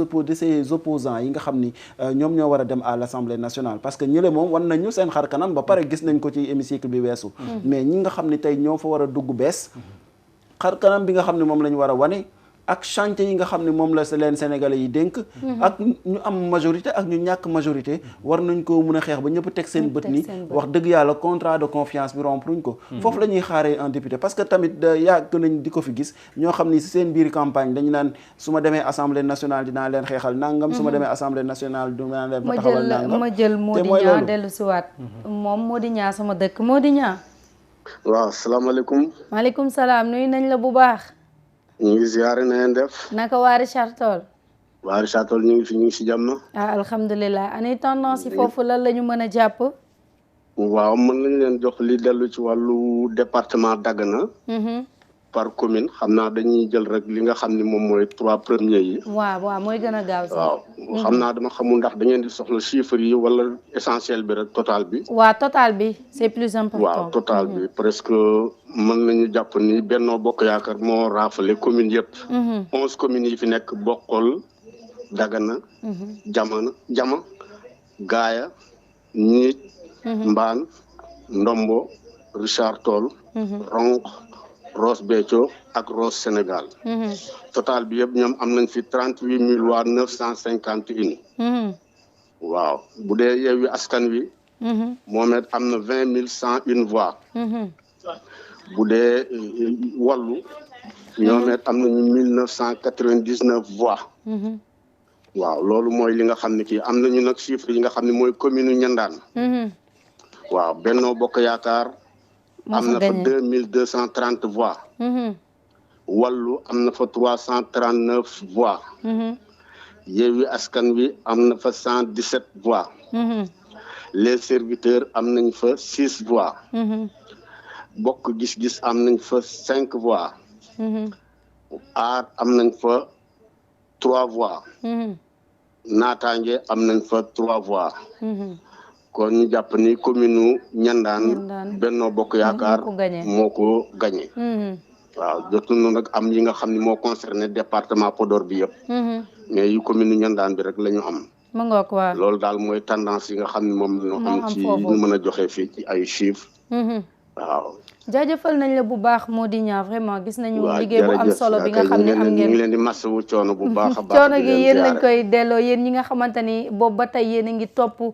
xibaar yi ngir mën ko dégtal téléspectateurs yi vraiment ñu ngi leen di sant bu baax. di leen masawu coono jërëjëf ñu nuyu mbokk yëpp ne Thiam ak Pape Diagne ak soxna si fi mu ne Béy ak yéen la def tawfiix.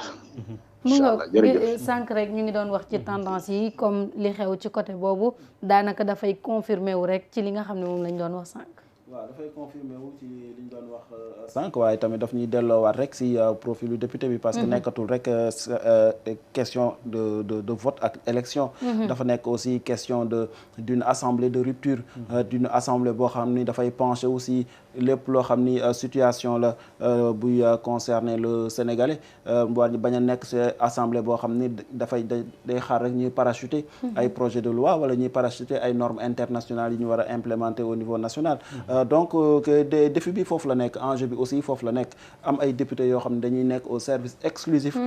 du Sénégal bañ a nekk ay députés yoo xam ni privilège ak avantage rek moom moo leen indi ci assemblée nationale bi moom moo leen indi ci assemblée nationale bi loolu tamit doon na lu am solo muy profil bi ak ñi nga xamante ni moom la Pape wax sànq ñooy dem assemblée nationale soxlawuñu assemblée nationale tàcc yuuxu wala te tamit dañu war a wan askan wi rawatina xale yi loo xamante ni xar kanam bu dëppook li nga xam ne mooy lu war a am ci réew mi waruñu won suñu doom yi loo xamante ni tey bu ñu génnee ñu ne kii moo doon xeex assemblée moom laa gis ci télé bi moom moo doon saaga nangam ça n'honore pas la personne mais aussi dafay indi beneen xar kanam ci violence yi nga xamante ni Pape yaa ngi koy wasànq violence yi ñuy nemmeeku ci biir réew mi daanaka violence yi foofu la njëkk a commencé waaw xale yi loolu lu ñuy gis rek dañ koy copier parce que l'enfant apprend par imitation donc xale dafay toppandoo su gisee ni scène de violence dafa bari moom dafay jàpp ni scène de violence ça on entre dans l'ordre naturel des choses moo tax ñoom itam dañuy répéter la même chose moo tax ñoom il faut qu'ils soient conscients que ne xale yi dañ leen di seetaan parce que léegi li mu wax léegi dañoo nekk ci jamono boo xam te ne jamono bu interconnecté la bu njëkk assemblée nationale yéen a ngi fàttali marathon budgétaire kese ngay xamee lu fa xew dañuy dem à la RTS bu ñu tollee ci mois boo xam ne fa la ñu war a voter budget yi décembre ñu commencé di la may marathon budgétaire yi ngay seetaan foofu ngay xamee lu fa xew mais léegi organe de presse yi dañoo bari presse en ligne yi dañoo bari ñi nga xam ne ñooy député yi sax dañuy live ci seeni page biir assemblée donc lépp lu fa xew nit ñi dañ koy xam en temps réel donc comme nit ñi dañuy xam li ngeen di def à temps réel bu ko nit ñi doon woon xam sax waroo leen def lu jaaduwul d'autant plus que nit ñi léegi dañ koy xam donc il faut que ñoom ñu xam responsabilité bii pesé ci seen i épaule ñu xam ne assemblée bii daal dañoo bëgg changement am ba nit ñi yëg ko ne li doon jar nit ñi di xeex li doon jar nit ñi di sonn lii la woon parce que gis nga bu leen ñi dee ci champ de bataille yi depuis boobu gën a gore am na ñoom te ne seen bakkan des na ci te ba tey seen bakkan yooyu leerul et pourtant xeex démocratie ak changement ak ay rupture moo tax mais ñooñu waruñ ñoo gën a gore yow boo amee chance su dem fa parce que tey am na ñoom te ne bu ñu waxantee dëgg rek chance moo leen yóbbu assemblée nationale mais logiquement xaaruñu woon seen bopp à l'Assemblée nationale mais ñooñu war a dem Assemblée nationale jàpp leen ne bañ leen di tabb ci liste yi parce que liste kuñ fa tabb rek ñun dañoo war a jàpp ni kooku kat mérite na dem fa bien que ni am na liste am na ay profils yoo xam te ne bi ñu ko gisee ci liste yi ça nous a tiqué ndax am na ay profils yoo xam te ne jàppoon nañ ni pare wuñu pour dem Assemblée nationale parce que koo xam te ne sa dund yëpp ci saaga nga ko teg di xaar dem Assemblée pour xaar fa nit xeex ak moom kooku dañ la waroon génn d'office ci liste yi mais n'empêche par respect dañuy jàpp ni bu ñu la choisir teg la ci liste bàyyi say morom kon war ngaa mériter le choix bi ñu porté ci yow moo tax boo demee à l'Assemblée nationale liggéey lañ la fa yóbbee Assemblée c'est pour liggéey Assemblée c'est pas pour gagner 1,3 million xaw ma 600 par mois dem am sa oto am ay bon de carburant yooyu am ay privilèges yenn yi Assemblée ce n'est pas pour ça absentéisme bi doon am à l'Assemblée mais war na am changement ñu nit ñi di dem di liggéey mais am na ñoom te ne Assemblée bu ñu fa ñëwee rek c'est jour yoo xam ni da leen wóor ne lii plénière la te dafay feeñ fépp mais dañuy absenté bokkuñ ci benn commission plénière bu leen intéressé Pape dañuy dem Pikine ki nga xamante ni moo fa représenté Yewwi Askan Wi mi ngi ci ligne bi sëñ bi ñu ngi lay nuyu waaw moom muy représentant wàllu foofu ca Pikine ñu ngi lay nuyu bu baax allo oui. sëñ bi ñu ngi lay nuyu bu baax. ñu ngi fay bu baax macha allah. yaa représenté wàllu foofu ca Njagañaaw ana lan la ñu mën a jàpp foofu. Pikine non Pikine mon nom c'est Njagañaaw. Je suis la tête de liste départementale de Pikine. Njagañaaw ok comme ñang voilà. sa sant bee neexul.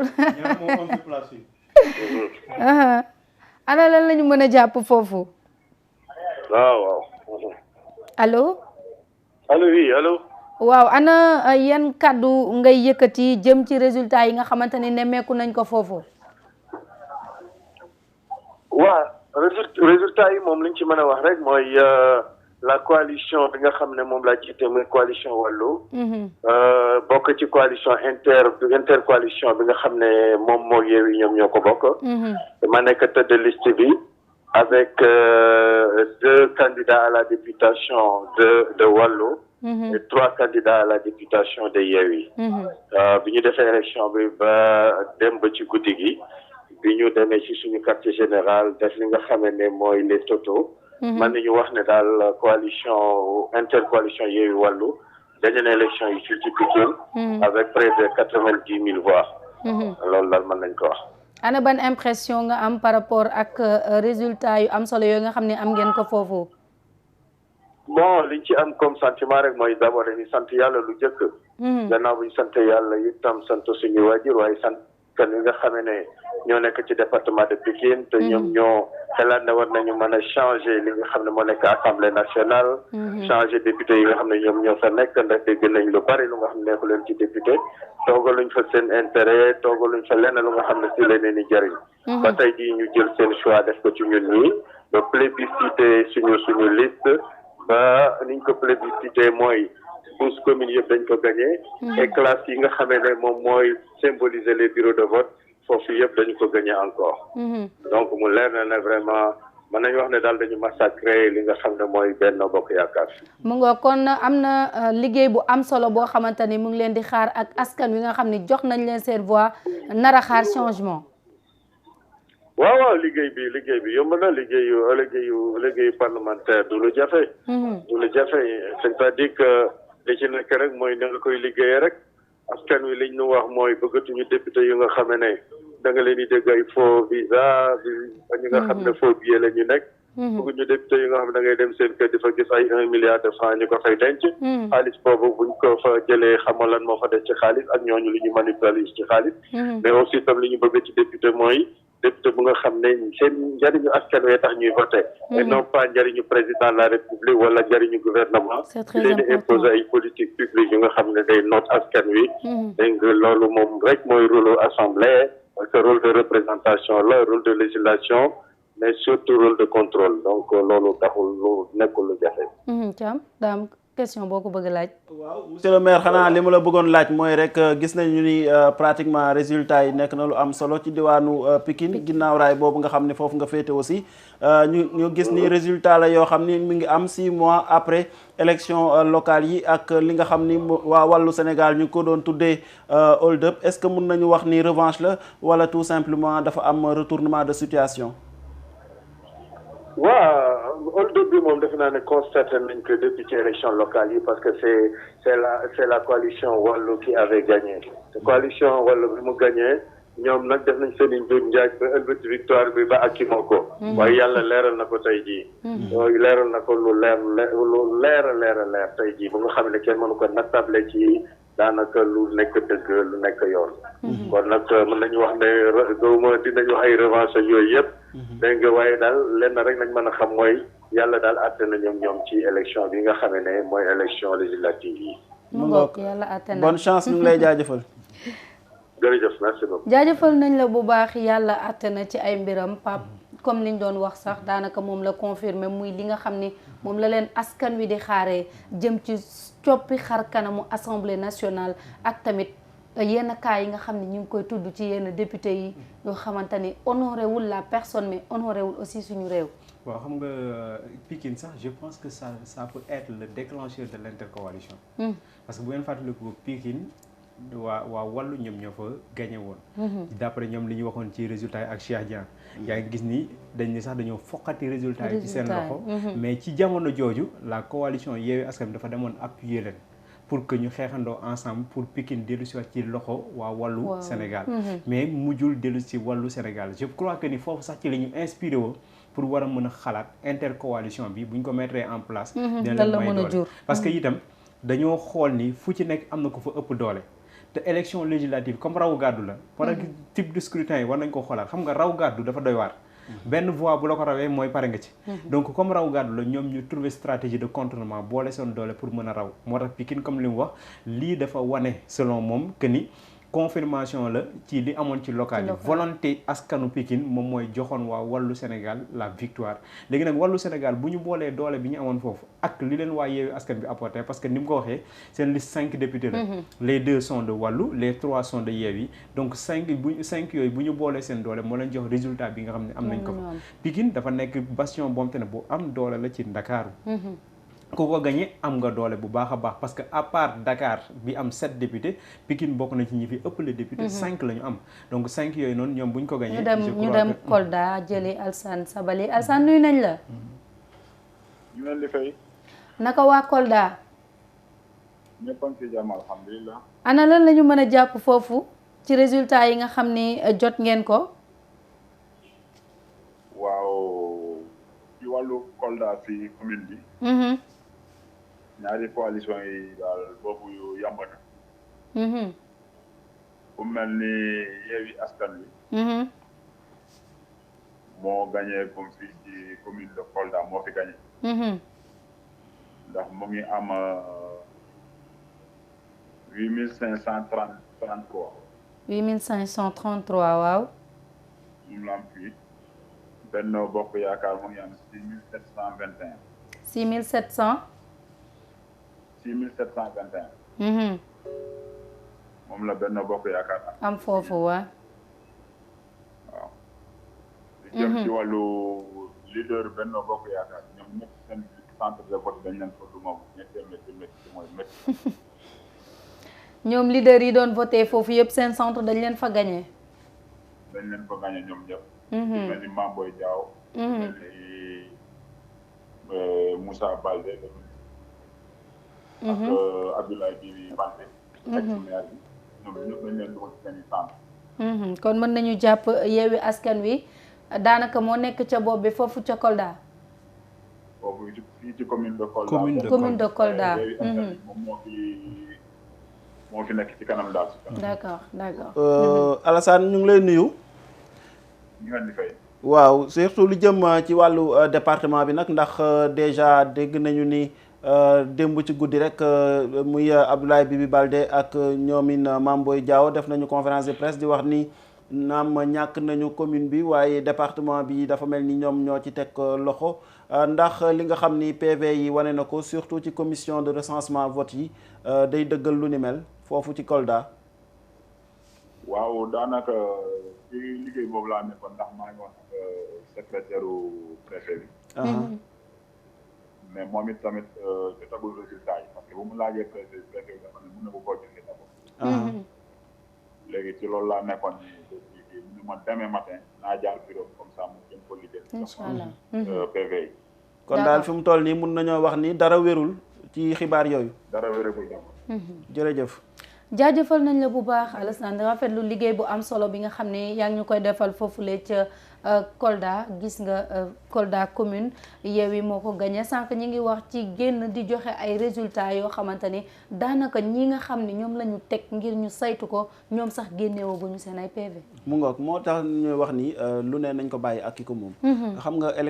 élection la bi nga waree dem campagne bàyyi nañ la nga dem campagne. yaakaar naa dégguñu woon kenn di juger wala ngay apprécier. déroulement campagne bi kon nag boo demee voté ji pare ñi nga xam ne ñoom moom di càmbar vote yi nu mu demee ak di dajale xob yi ngir mën a xam coalition bu mu ci doon wala liste bu mu ci doon lu mu am. nañ ko bàyyi ak ñoom rek kenn ku si ne dem toog sa kër xaar résultat yi lu génn nag ñu nangoon doo ko ñun ñëpp xam ni benn bopp lañu kenn mënuñoo xar ñaar te Sénégal yàgg nañu di voter tradition électorale la ñu am boo xam ni ça date des années 1800 donc yaakaar naa lu ñu miin la ci Sénégal voter lu mu metti bu jeexee kenn ku ci ne di nga am lu la naqari waaye da nga koy denc sa biir xol muñ ko ba beneen échéance yaakaar naa échéance yooyu sax ak it muñ googu mooy indi à chaque fois ñuy wax ni alternance am na ci réew mi te loolu tamit exception la boo xam ne ñun dañ koy rafetlu parce que ci Sénégal surtout ci tundu Afrique bi ñu nekk mun nañu wax ni bokk nañu ci rare pays yi nga xam ni am nañu ko lu ñu war a préserver la jaaree ko aussi ci ñi nga xam ni ñoom ñooy acteurs politiques yi bu ñuy dem ci campagne électorale ak ci processus électoral ñu xam lan la leen si yoon may ñu matal ko li nga xam ni yoon daf leen ko tere ñu bàyyi ko lu ci mel ni di jiitu ñi nga xam ni ñoom ñoo war a wax te waxaguñu di jiitu ñi nga xam ni ñoo war a wax te waxaguñu gis nañu loolu parce que tamit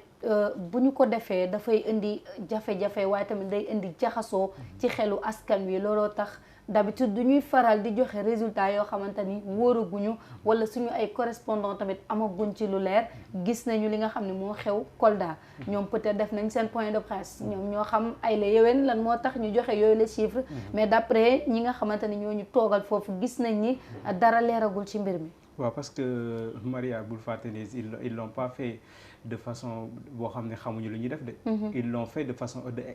exprès. manipulation la c'est-à-dire manipulation d'un camp comme de l'autre souvent boo gisee ñu gaawantu balaa résultat génn ñu génn di def point de presse di déclarer rek mooy am na luñ fu ñu bëgg a orienter nit ñi parce que bu fekkee ni yow wóolu nga PV yi yaa ngi déglu rajo yi waaw Sabali dafa mel ni am na résultat départemental yi allo waaw allo dafa mel ni dem na dina dellusiwaat waaw Pape donc manipulation souvent la dañuy jéem a waaxu askan bi wala orienter leen ci lu ñu bëgg ñu gis xam nga démb dégg nga organe de presse yëpp dañ doon def affaire bi en direct toute la journée pourtant durant toute la journée kenn si ñoom génnul pour wax déclaration nga def ci organe yooyu bi nga voté ba pare pour wane ni voté nga woo Sénégalais pour ñu voté organe yooyu ñoo ko suivre seeni correspondant ñu ngi woon sur le terrain donc ñoom ñoo leen doon envoyé résultats yi ñu koy def en direct nekk loolu lu ñuy làqatu wala di ko def en différé direct la woon ñëpp di dégg muy wax bureau boo xam ne bu dee du noonu wala centre boo xam ne bu dee du noonu ñëpp a dëkk Sabali dellusiwaat na Sabali waaw yaa ngi en direct da nga am résultat yu département bi. waaw. aha ñu bàyyi la nga jox ñu ko. d'accord inchallah ayca. bokk gis-gis. mu ngi am 1671. Natangué. 331. 331 waa. Aar Sénégal. Aar Sénégal mu ngi am. Aar Sénégal. mu ngi am 569. 569 waaw. Benno Bokk Yaakaar. 28749. 28749 waaw. buntu bi 268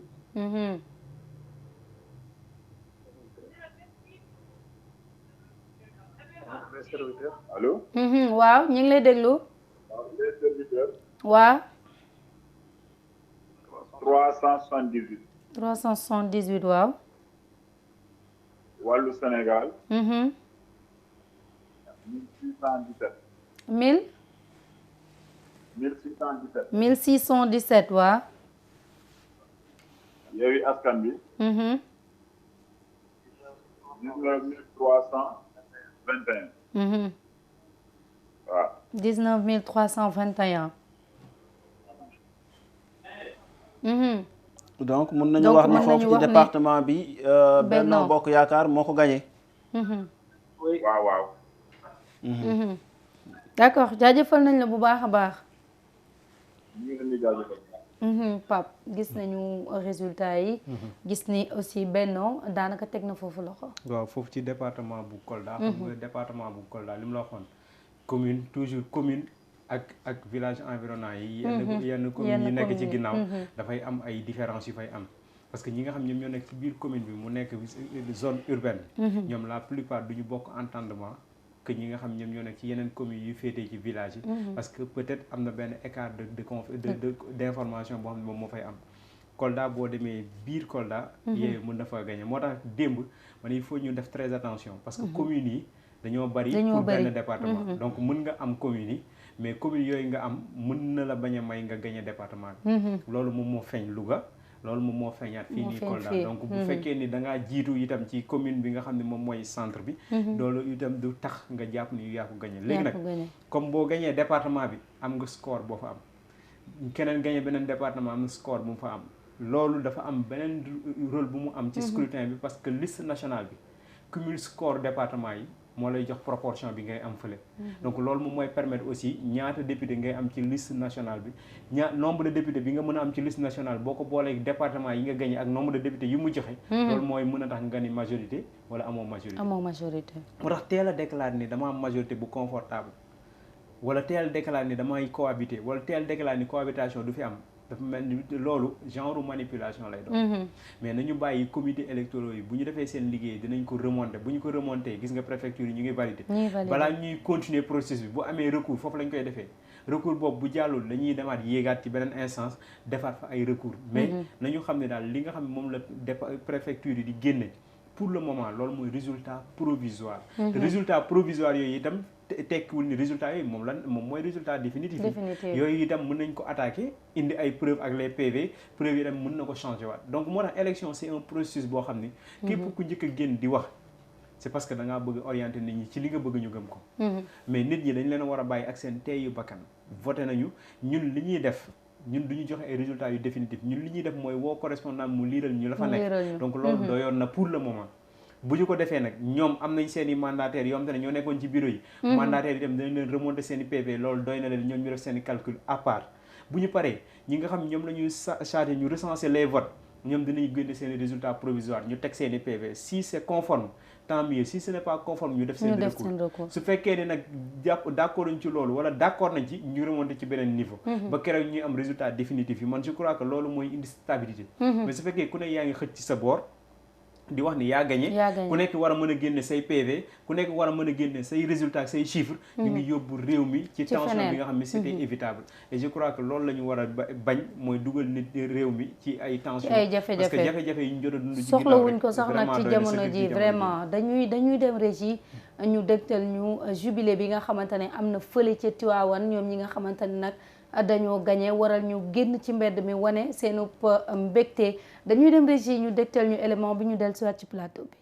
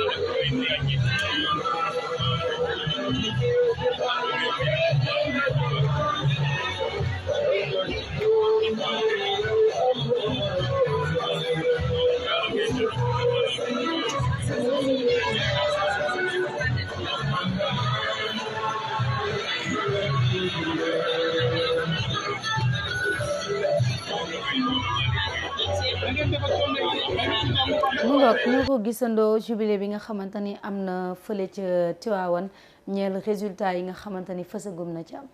waaw xam nga li nag la ñuy wax ni mooy charme élection quoi li mooy charme élection boo ci dem da ngay woy da ngay fecc da ngay yuuxu da ngay def lu ne pour mën a gagner boo si jógee it mbégte ak kontaante rek la lay jural mooy charme élection moo tax ñuy wax ni leneen xaju si lu dul lii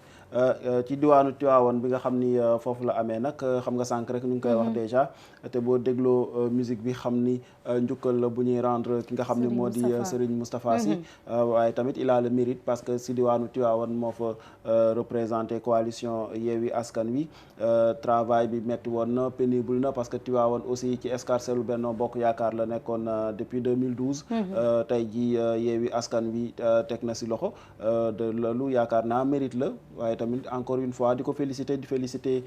sëriñ bi di féliciter mbooleem militants yi surtout ci liggéey bi nga xam ni def nañ ko foofu comme tamit noonu la ñuy féliciter ñeneen ci gox yi nga xam ni foofu la ñu teg loxo ndax affaire de confiance la askan yi ñoom ñooy joxe seen baat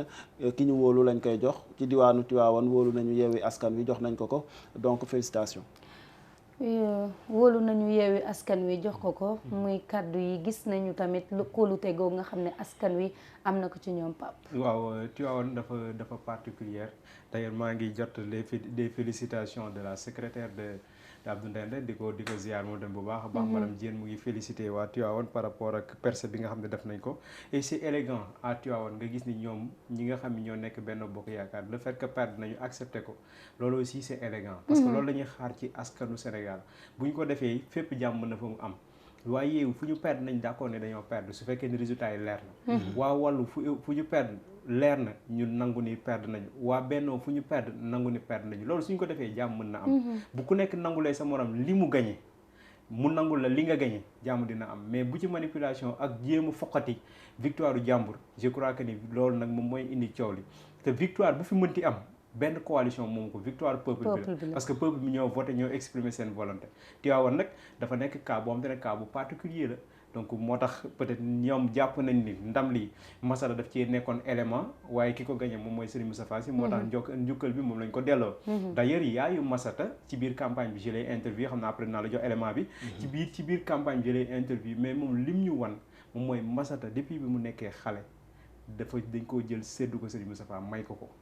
nga xam ni moom léppam Serigne bi mooy décider lu mu décider loolu la ñuy def mu bokk ci daayira bi ba Serigne bi tey am confiance yu ñu jël ko def ko tête de liste Tivaouane c'est pas une chose simple te Tivaouane mu am fa ay ténor ko si mel ni Sidi Babacar Niang nga xam ne moo yóbbu woon kii coalition donc ñu tànn la ne la yow yaay tête de liste bi loolu c'est un choix boo xam te ne bu fort la moo tax Massata itam bu amee ndam daal di koy delloowaat kilifaam donc loolu dafay mel ni loolu la waa Tivaouane yëg ba tax ñoom seen caravane bi yëpp gisoo sax delluwuñu ci leneen ñoom li ñuy dellu moom mooy njukkalaat ki nga xam ne moom mooy Serigne Moustapha Sy et je crois que li ma ko waxee woon démb victoire bi daf ko mériter largement parce que dafa contribuer ci échiquier politique bu Sénégal depuis des années jaar na ci lu nekk pour politique bu Sénégal ñoŋ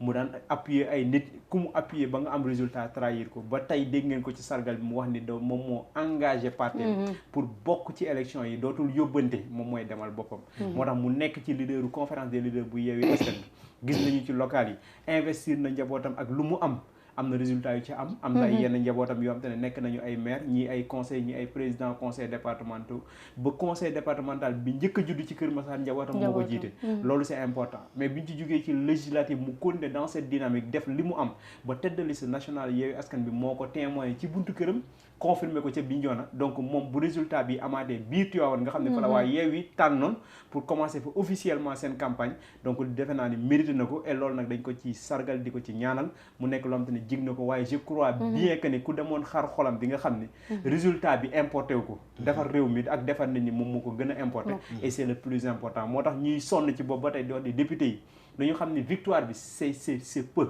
mais mission bi tegu ci victoire bi c'est ça le plus important te je crois que Massata sera conscient de ça ki mu bokkal liste bi te bokk ci wàllu dina conscient de ça mais ñeneen ñi nga xam ne ñoo nar a nekk ay collaborateurs fële ci assemblée nationale di ay camarades am di ay yeneen député yi fa ne ñoom te nañ dinañ conscient ci enjeu yi xam ne daal sénégalais yi génne leen yeewi leen ci seen i jafe-jafe moo gën a am solo yeewi leen ci ay élection kese parce que yeewi leen ci ay élection delloowaat leen ci ay jafe-jafe je crois pas que ni ce sera l'objet bi nga xam ne moom la nit ñi di séntu et buñ ci conscient wee liggéey def ci seen effort def naa ni affaire yi mun na changer ba Sénégal yëpp yëg ni daal changement am na ma tàggoo waa xanaa rek ma tàggoo pour mun a daw man tamit noppalu ndax gis nañu da nga sonn vraiment sonn coono gi mu ngi fi waaye itam bu ñu waree servir askan bi rek dafa am loo xam ne da nga koy fàtte don de soi dafa am importance parce que nit itam il faut nga xam li lay xaar xam ni askan bi fi nga toog ñu la raw fuuf ñoo foran toog ñu la ëpp xam-xam fuuf ñoo foran toog ñu la ëppale lu la ñoo foran toog bu la yàlla tànnee nga toog fa li ñoom Pape Djibril tuddee seen bopp les serviteurs donc serviteur kese nga war a mën a doon te boo nekkee serviteur nag dootoo xool ndax tàng na wala sedd na wala naaj na wala sonn na liggéey kese moo la fi bàyyi te je crois que Mourchid seen serviteur la ñun itam serviteur Mourchid la pour yéen loolu moom moo tax lu mu jafe-jafe ñu ñëwaat toog fii di leen sant ci taamu bi ngeen taamu Mourchid di sant sama gars yi nga xam ne ñoom laa bokkal plateau bi namoon naa leen lool waaye itam di leen jox rendez-vous ci yeneen ni jotaay di leen remercier merci beaucoup inchallah Mamadou Thiam waaw xanaa di dolleeku ci Pape li mu wax rek di fàttali ni sëñ bi moom pratiquement mun nañ ko wax il a eu raison sur l'histoire te yaakaar naa noonu rek lañ koy tënkee en résumé di xaar yeneen i développement ci mbir mi ndax xam naa ni am na paaram ci politique te itam li ci kanam comme li olof di wax naan rawuli bët certainement dinañ ko gis ndax yéene gu rafet rek la am ci Sénégal wane ko tamit ci bépp action ak lépp loo xam ni mi ngi koy def ci lépp lu muy investir ci réew mi deful dara loo xam ni ngir njabootam la waaye ngir Sénégal la donc foofu yaakaar naa jotaay yu mel nii laaj na ñu seedeel ko surtout bi nga xamee ni féete nga ci benn fànn boo xam ni yaa ngi ci bay sawaar yow itam di ko ndokkale di ko sargalaat encore une fois di ndokkale bépp acteur politique ci li nga xam ne moom la ñu génn ndax Sénégal wanewaat na boppam ci xar kanamu àdduna ci xar kanamu Afrique waaye tamit askanu Sénégal wane na ni c'est un peuple mature un peuple grand boo xam ni il est capable aussi de surpasser toutes les velléités toutes les tensions lu mu metti ci lu baax rek lay mujjee dañuy fi ñuy mujjee mooy toog di ko waxtaanee di ko fàttaliku di reetaan yaakaar naa loolu la ñuy gis te loolu la ñuy ñaan yàlla di ñu ko may saa su ne réew mi di wéy di nekk ci jàmm ñuy tànn nu mu waree waaye tamit ñi ñu tànn itam di toogaan bi nga xam ne moom la ñuy xaar ci ñoom loolu la ñuy wax waaye tamit surtout di remercier téléspectateurs chaîne des valeurs ci confiance bi ak topp bi ñuy topp intérêt bi ñuy jox li ñuy def di remercier toute l'équipe technique qui était derrière di la remercier yow itam Maria di leen wax ñu wéyal rek liggéey bi ci yeneen programme inchallah ma ngoog sant naa leen bu baax Mamadou Thiam ak Pape Diagne yi nga xamante ni ñoom laa sekkloon waxtaan wi waaye itam sant mbokku téléspectateur suñu ay correspondant yi nga xamante ni boobu ba tey noppaliku wuñu dugg ngir fexe jox leen lépp loo xamante ni xibaar la dañuy faral di wax ne nag Sénégal benn bopp la ki gagné nañ ko nangul ni moo gagné waaye ki ñu gagné itam na nangu ni dañ koo gagné bu ñu gagné ñun ñëpp ci biir réew mi lay des intérêt askan wi moo tax ñuy liggéey ki ñu fa teg itam na xam ne askan wi ñoo ko fa teg te askan wi buñ ko fa tegee ngir mu mën a fexe saafara seen ay jàngoro la waaye itam indi beneen xar kanam bu yees ci réew Sénégal ñu bañ a dund ci lépp loo xamante ni violence la insécurité waaye tamit ñàkkum xëy gi nga xamante ni sonal na ndaw ñi nga xam ne ñoo nekkee ci biir réew mi. ndaw ñi dañuy jàng nekk université sonn ba dee waaye suñu génnee jafe-jafe la ñuy jànkonteel ngir mën a am ci loo xamante ni si la ñuy toog suturlu ci te loolu tamit mën na dem ba ci ñu fippu nekk ay agresseur wala yi ni mel ñaanuñu ko yàlla te loolu des fois frustration mooy tax nit ki di def loo xamante ni bëgg ko def. ñi nga xam ne yàlla def na ñoo fi nar a toog nañu fexe itam jàppale bu baax askan wi ci dundin gi waaye tamit fexe wan ni fii réewum Sénégal li ñu xamee mooy jàmm, respect, teraanga waaye tamit diine joo xamante ni suñu borom may nañu ko fi comme nim ñu mayee ay mag ñu baax ñoo xamante ni tabax nañu réew mi bàyyi ko fi kon ñi fi nekk nañu ko defar. fu waay toog na xam ni keneen a fa toogoon te bu fa jógee itam keneen moo koy wutu kon boo fa toogee def fa loo xamante ni bu ñu ko nettalee way wi dina rafet. di ñaan yàlla jàmm ci biir réew mi ndax jàmm ci la lépp xaj. jàmm joojee yàlla nañ ko suñu borom defal ñu ko defal leen ko ba suba ak jàmm.